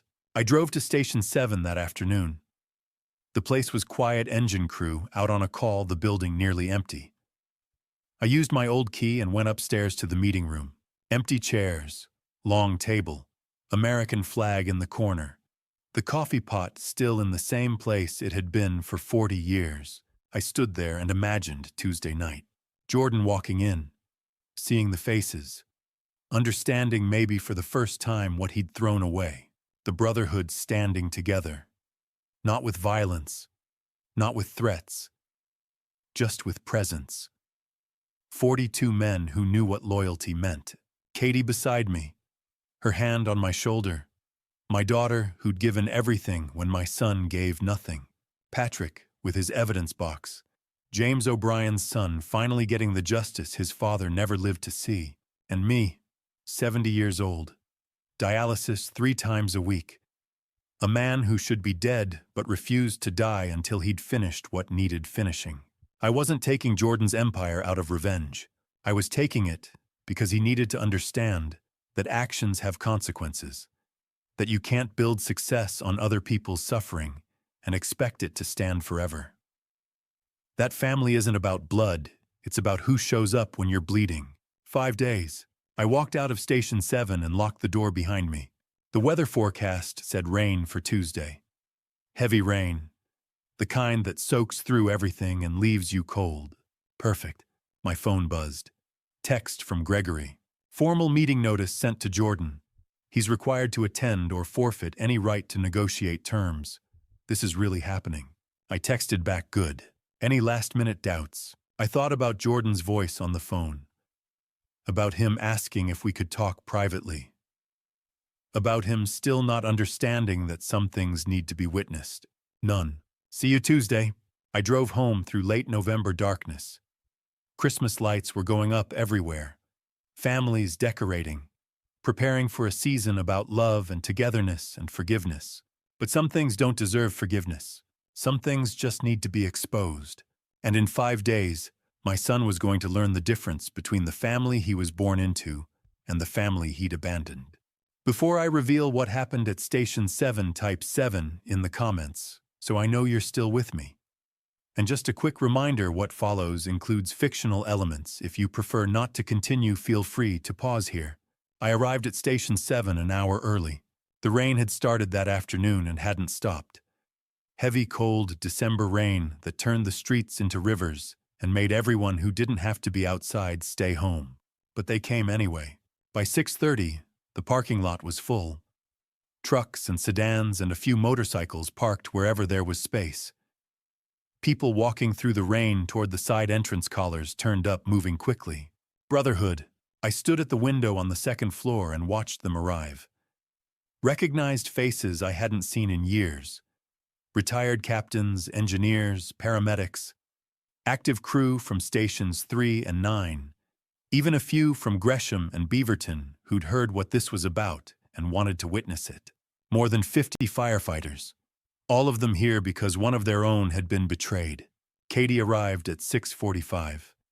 Emma and Connor in tow, both kids in rain jackets that were already soaked through. She saw me at the top of the stairs, and her face asked the question before her mouth did. "What's about to happen, Dad?" "Justice." She nodded and found seats near the back. Close enough to see everything. Far enough to shield the kids if things got ugly. Patrick came in at 6:50, carrying the cardboard box like it weighed 50 pounds. Maybe it did.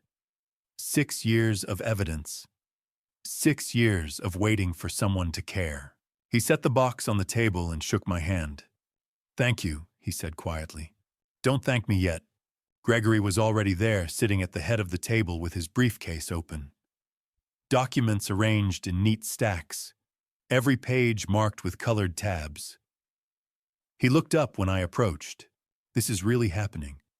This is really happening. You ready?" I looked around the room.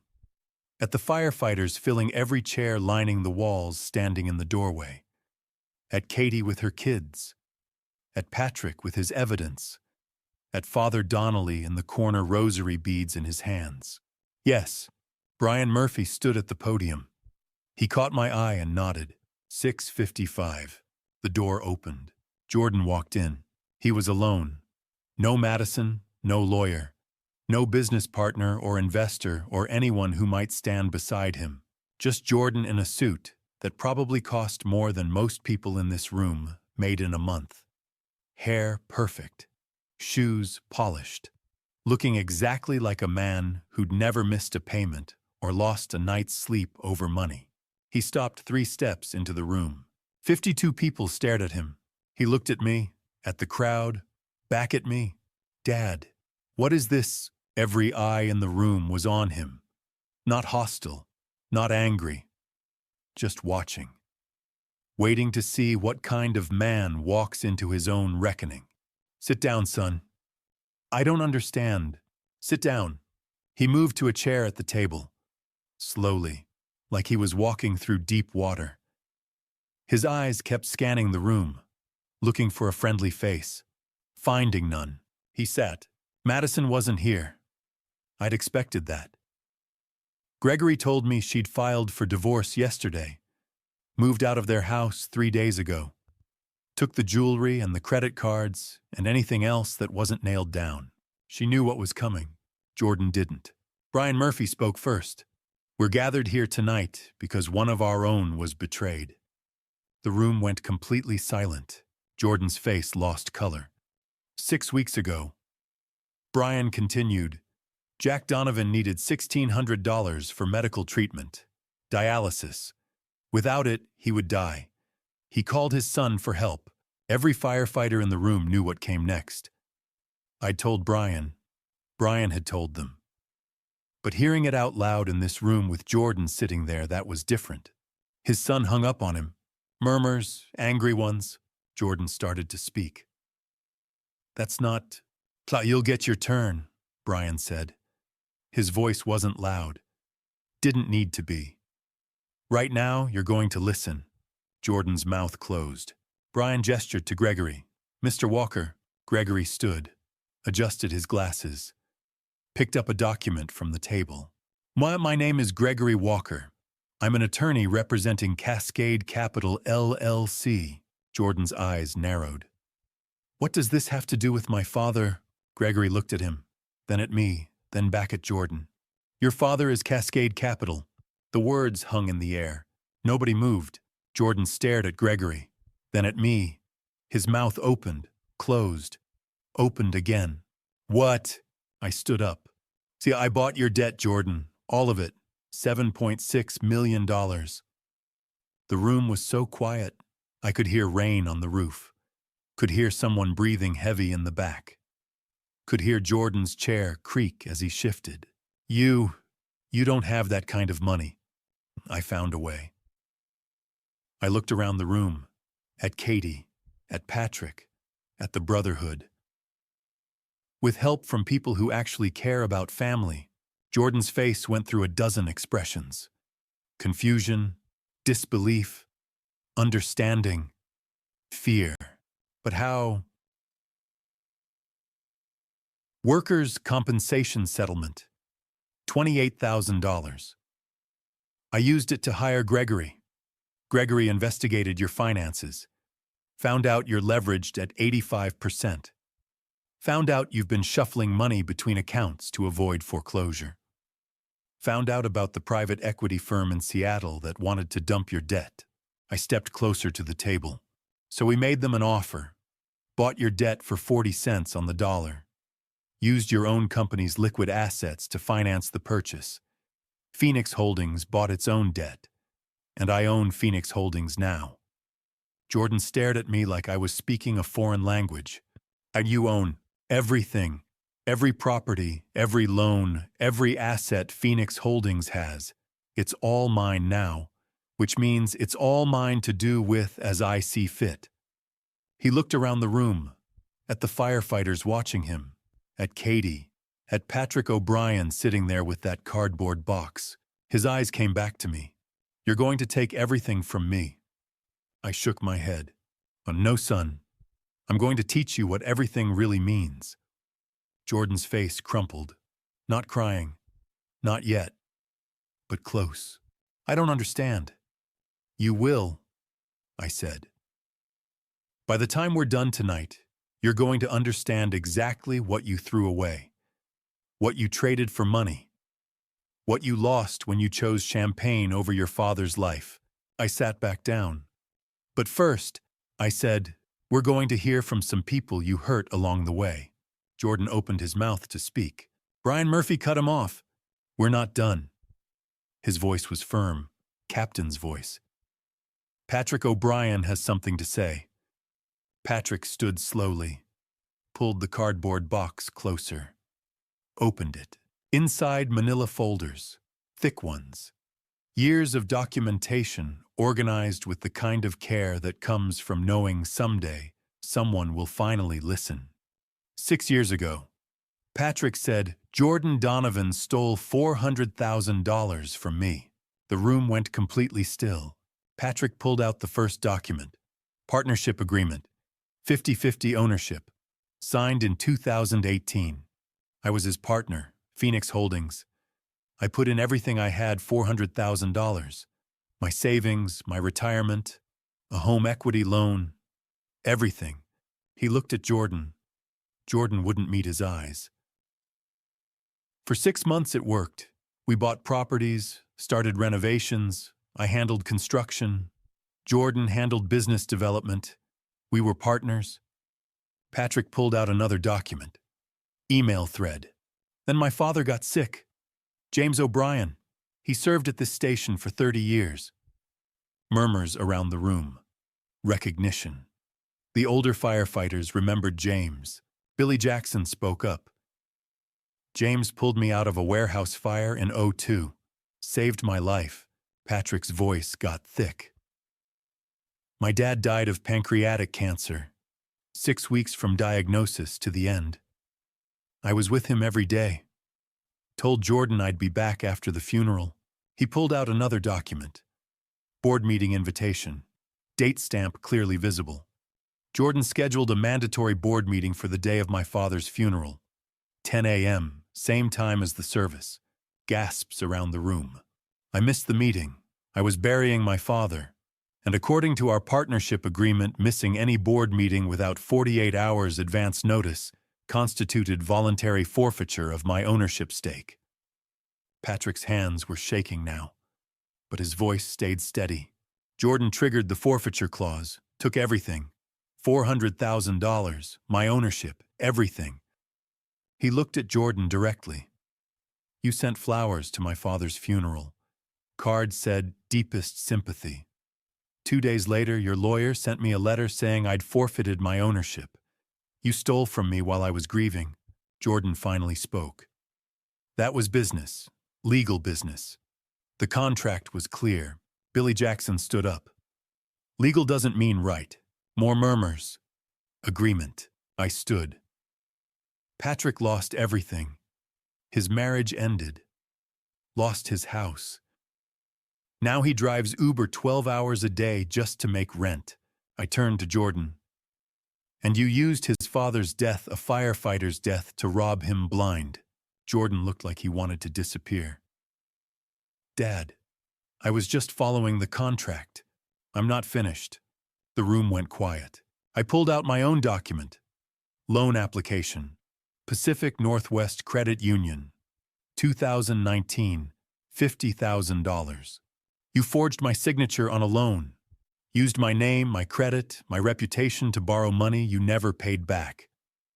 I held up the document. This signature, that's supposed to be mine, but I never signed this. You did. Shocked murmurs, louder now. Jordan's face was white. I was going to pay it back.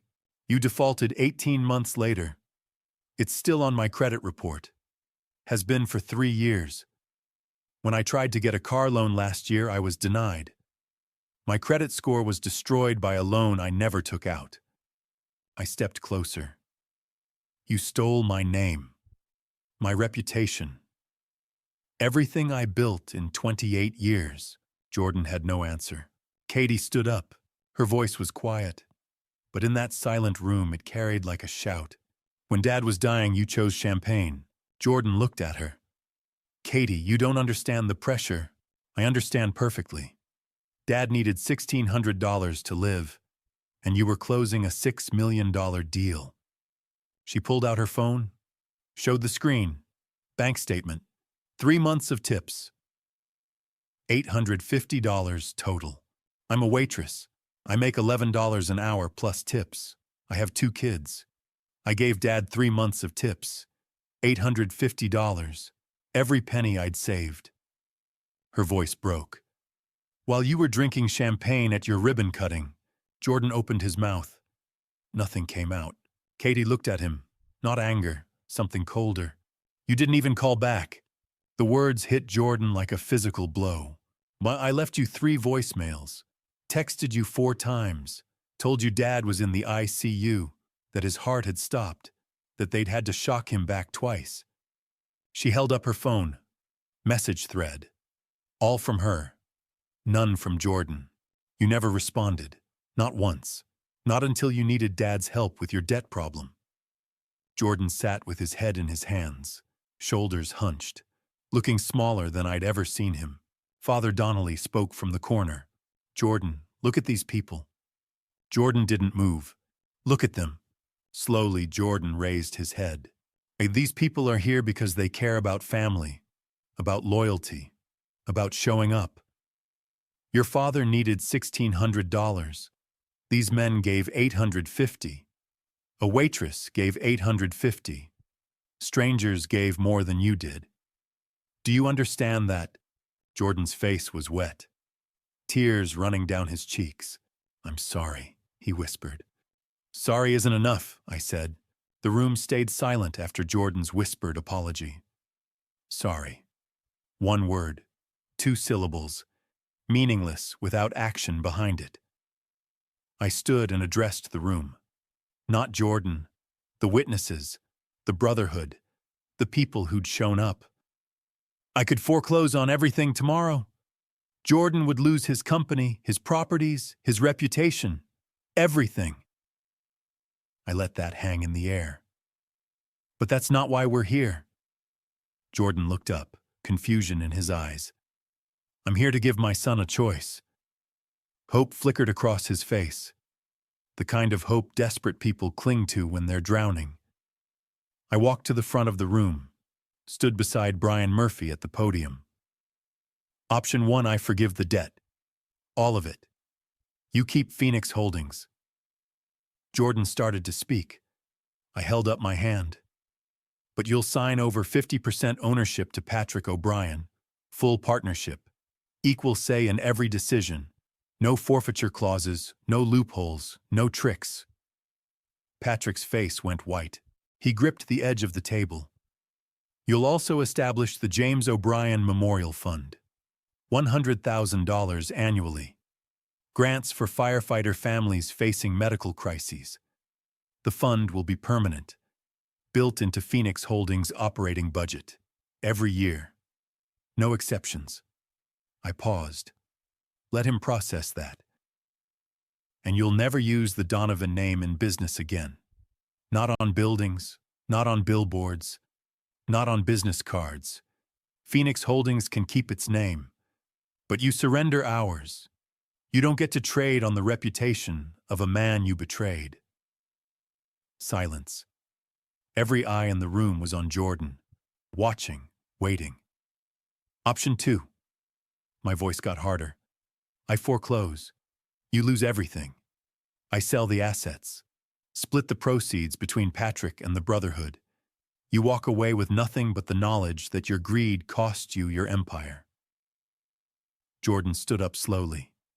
His suit was wrinkled now, hair disheveled. He looked 10 years older than he had an hour ago. That's not a choice. It's more of a choice than you gave me. His face crumpled. Dad, you have 24 hours to decide. What if I fight you in court? Gregory spoke up. You'll lose. The contracts are airtight. Your debt was legally transferred, and we have documentation of every fraudulent act you committed: the forged signature, the partnership theft, the eminent domain lies. You take this to court, all of that becomes public record. You'll lose the case and your freedom.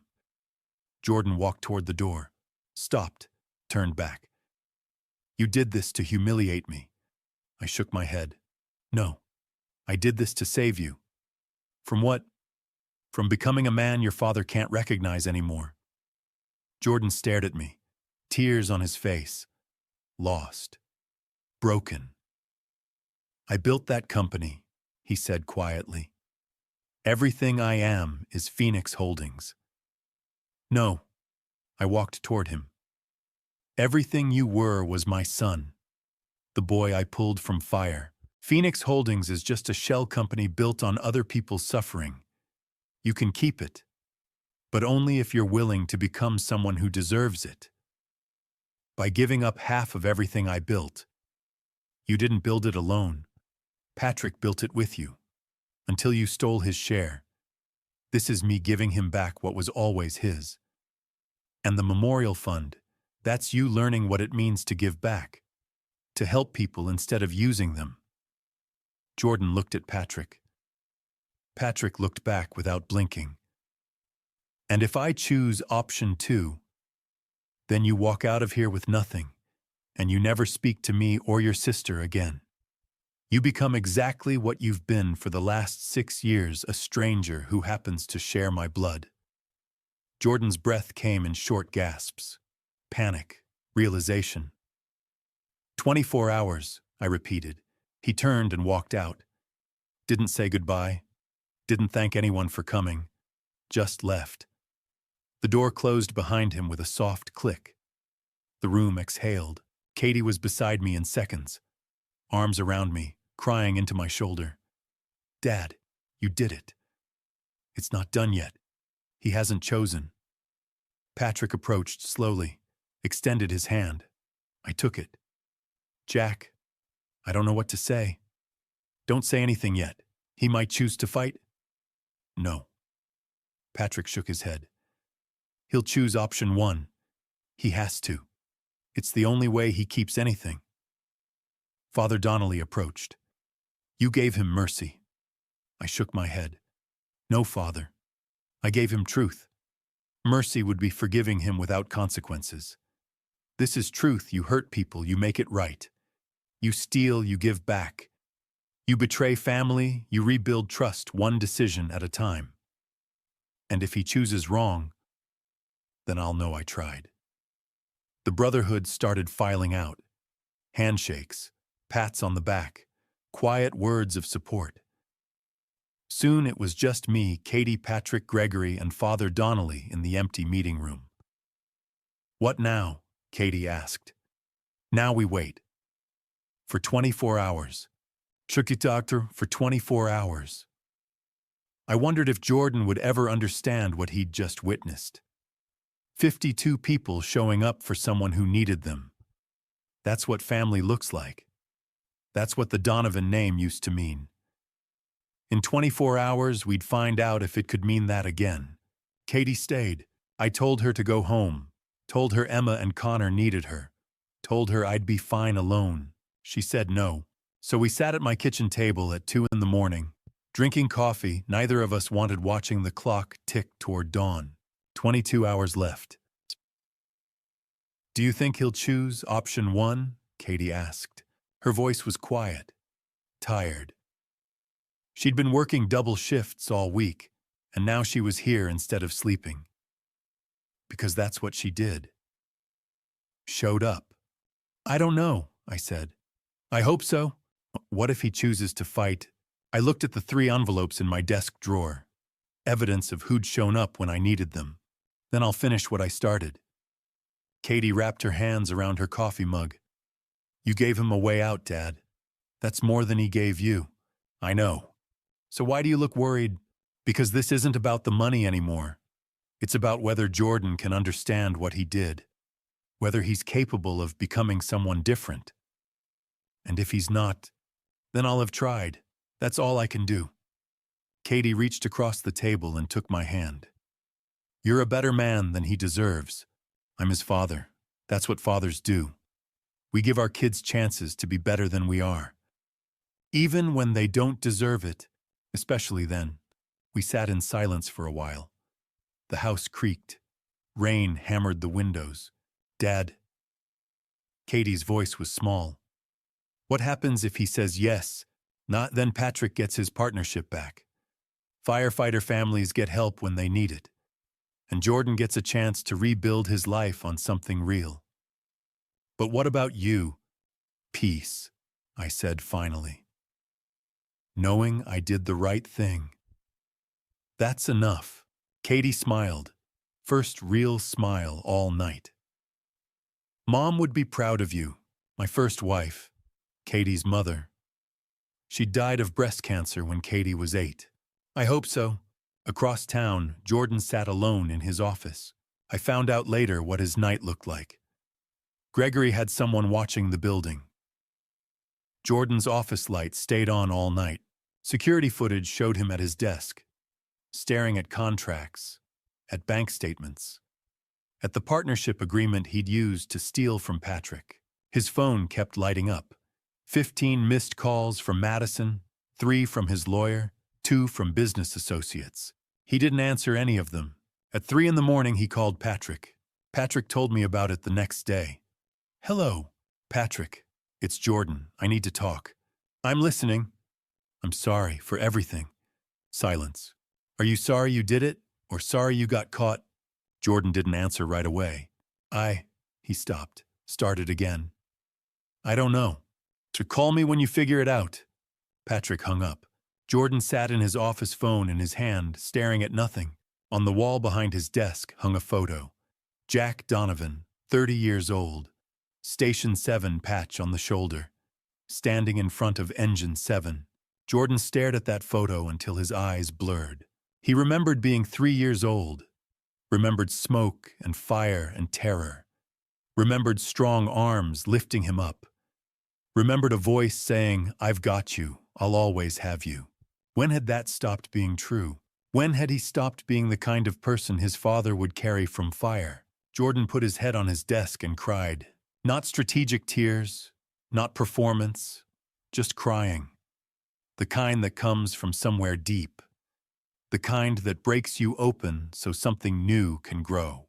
At 6 in the morning, my phone rang. "Gregory, Jordan wants to meet." I sat up in bed. Katie was asleep on my couch. "When?" "This morning, as soon as possible. Just you two. No lawyers, no witnesses." "Where?" He asked for somewhere neutral. I thought about Station 7, but this needed to be different, smaller, more human. To Waterfront Commons construction site, 8 a.m. You sure? I'm sure. What if this is a trap? He's not trying to trap me. He's trying to talk to his father. There's a difference. Okay, I'll let him know. 8 a.m., just you two. I hung up and looked at Katie sleeping on my couch.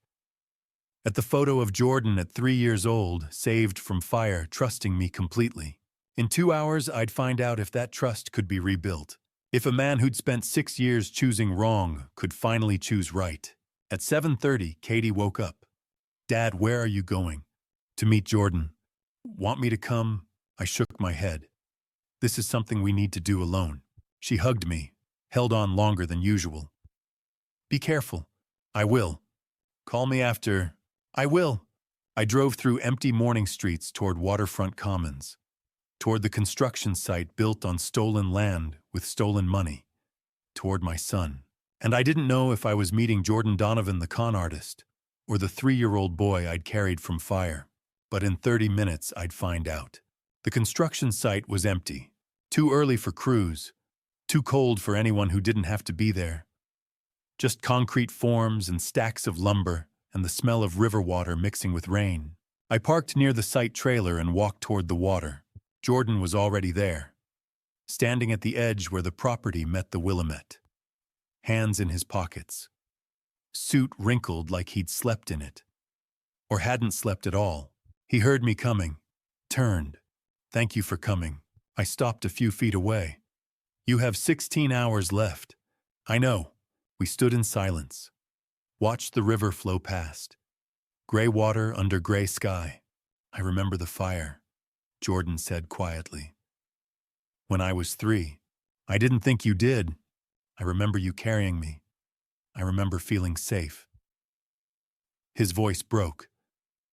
When did I stop making you feel that way? When you stopped showing up. He nodded. I want to explain, not to make excuses, just to explain. I'm listening. Saw the pressure, the debt. Every month wondering if this was the month everything collapsed. Every investor meeting trying to project confidence when I was drowning. So you built more, borrowed more, lied more.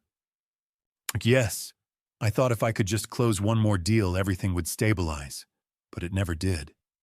And when I called, when I needed $1,600, Jordan's face twisted. I panicked. The money wasn't the problem. But admitting I was struggling, admitting things weren't perfect, I thought if you knew the truth, you'd be disappointed. So you let me think you didn't care. I thought it was better than letting you know I was failing. I shook my head. You weren't failing. You were drowning. And instead of asking for help, you chose to drown alone. And you tried to take everyone else down with you. I know that now. Jordan turned to face me fully. His eyes were red, raw. Patrick lost everything because I was too cowardly to admit our partnership wasn't working. The Sullivans lost their land because I needed a win. You almost died because I was too proud to admit I couldn't help. He wiped his face. I built an empire on other people's suffering, and I told myself it was just business, that everyone did it. But they don't. No, they don't. You spent 28 years running into fires for strangers. Katie gave 3 months of tips, and He stopped. I took everything and gave nothing. The wind picked up, carried the smell of rain. I'm sorry, Dad. I'm so sorry. Sorry doesn't pay for dialysis. And I know, but I'm choosing option 1. The words hung between us. Why? Because Patrick deserves it. Because those firefighter families deserve it. Because you were right, I stopped being a Donovan a long time ago. And I want to be one again. So even if it means losing half of everything you built. I didn't build it. I stole it. From Patrick, from the Sullivans, from you. Option 1 isn't me losing half. It's me keeping what I never deserved in the first place. I studied his face, looking for manipulation, for the con. Found none. just exhaustion, and something that might be honesty. You'll sign the contracts today. Yes. Full partnership with Patrick, no clauses. No clauses, equal ownership, equal say, and the memorial fund. I'll fund it personally. First payment today, $100,000. And the Donovan name, Jordan's jaw tightened. I surrender it. Phoenix Holdings can exist, but not Donovan Development. Just Phoenix. Rising from the ashes of what I destroyed, I extended my hand. He stared at it like he couldn't believe what he was seeing. Then he took it. His grip was firm, the grip of someone holding on. This doesn't fix everything, I said. I know. You hurt a lot of people. It's going to take years to rebuild trust. I know. But this is a start. Jordan's face crumpled. Can we ever be father and son again? I looked at him. At the man who'd hung up on me 6 weeks ago. At the boy I'd carried from fire 40 years ago. I don't know, I said honestly. But we can try. He started crying then, full sobbing. The kind that comes from somewhere deep. I put my hand on his shoulder. He turned and hugged me. Held on like he was drowning, and I was the only thing keeping him above water. We stood there by the river as the sun broke through clouds for the first time in days. I love you, Dad. The words were muffled against my shoulder. I love you too, son. We pulled apart. What happens now? But now we go to Gregory's office. You sign the partnership agreement. You sign the memorial fund documents. And you start learning what it means to be a Donovan again. Jordan nodded. I can do that. Can you? I have to. Because the alternative is losing everything that matters. And I finally understand what that is. We walked back to our cars. Dad, I turned. Thank you for not giving up on me. I didn't do this for you, I said. I did it for them. For everyone you hurt. They deserved justice. I know, but you gave me a chance anyway. That's what fathers do. I got in my truck and drove away. In my rearview mirror, Jordan stood in the empty parking lot, watching me leave. Maybe understanding for the first time that redemption isn't given. It's earned, one decision at a time, for the rest of your life. Station 7 filled with people for the second time in a week. But this time was different.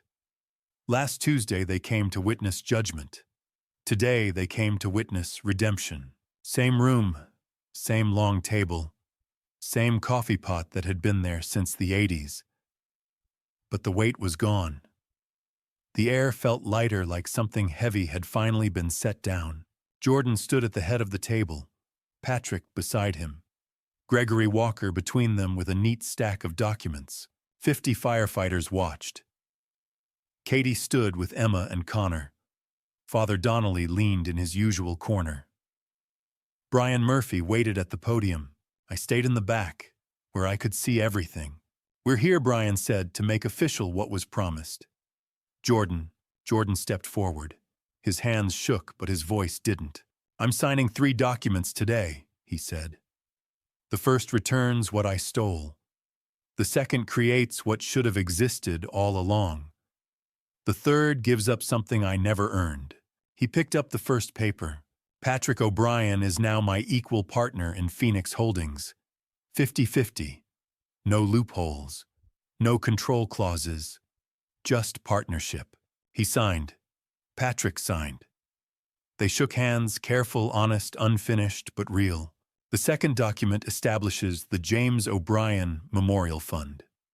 $100,000 a year.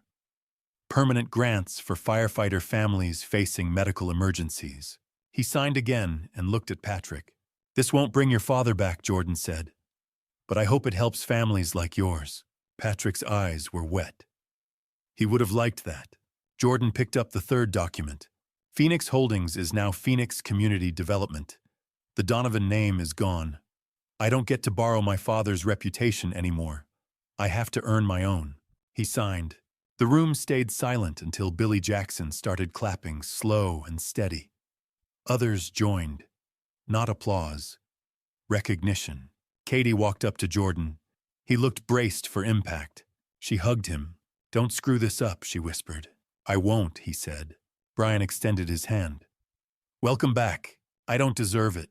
No one does. We show up anyway. The meeting broke apart.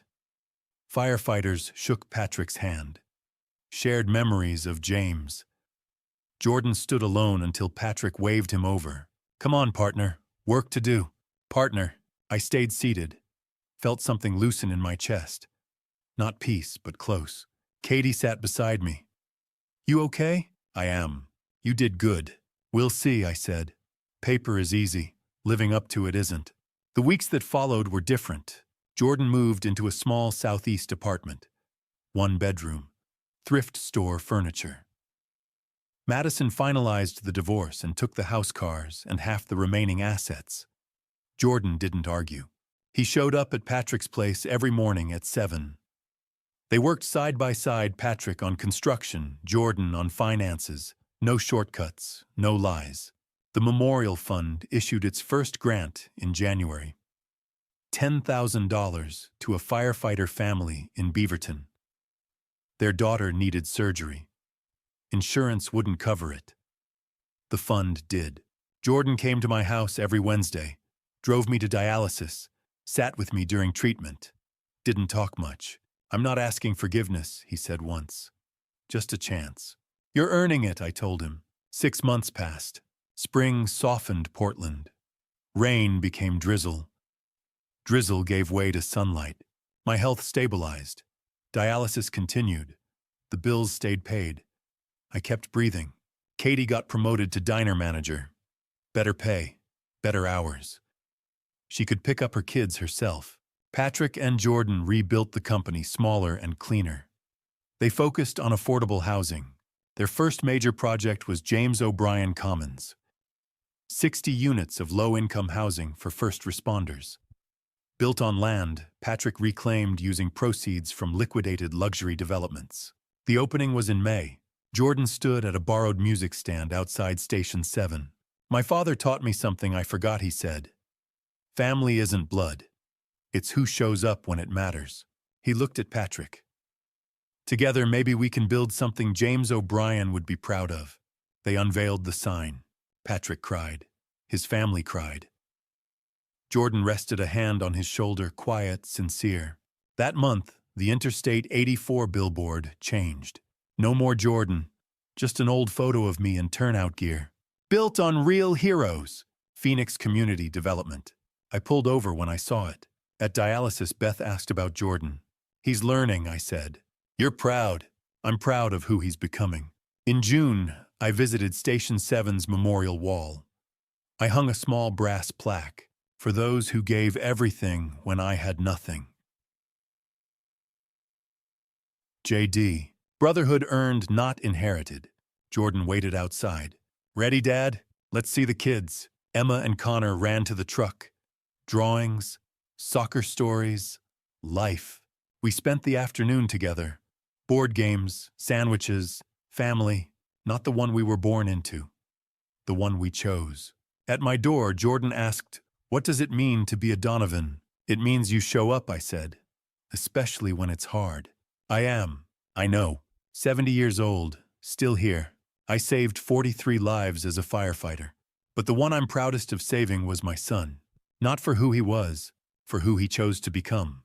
That's what rising from ashes means. Getting up. Doing better. Showing up. One day at a time. Looking back, I see clearly now what I almost lost forever. Don't be like I was. Don't let pride become a wall between you and the people who love you.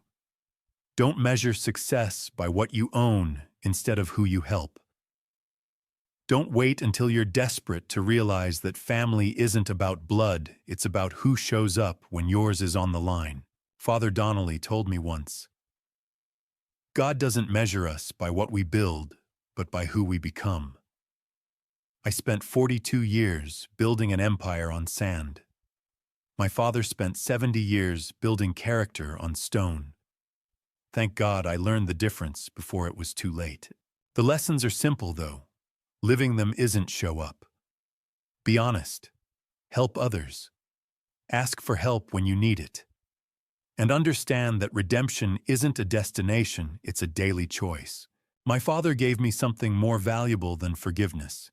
He gave me accountability. He gave me a mirror. And he reminded me that by God's grace, we can always choose to become better than we were yesterday. If this story moved, you please share your thoughts in the comments below. Have you ever had to choose between what's easy and what's right? Have you watched someone you love fall, then rise again? Your stories matter. Share this video with someone who needs to hear it. Subscribe to hear more journeys of redemption, justice, and the power of second chances. Thank you for staying until the end. Please note, future stories may contain fictionalized elements created for educational purposes. If this content isn't for you, feel free to explore other options that better suit your preferences.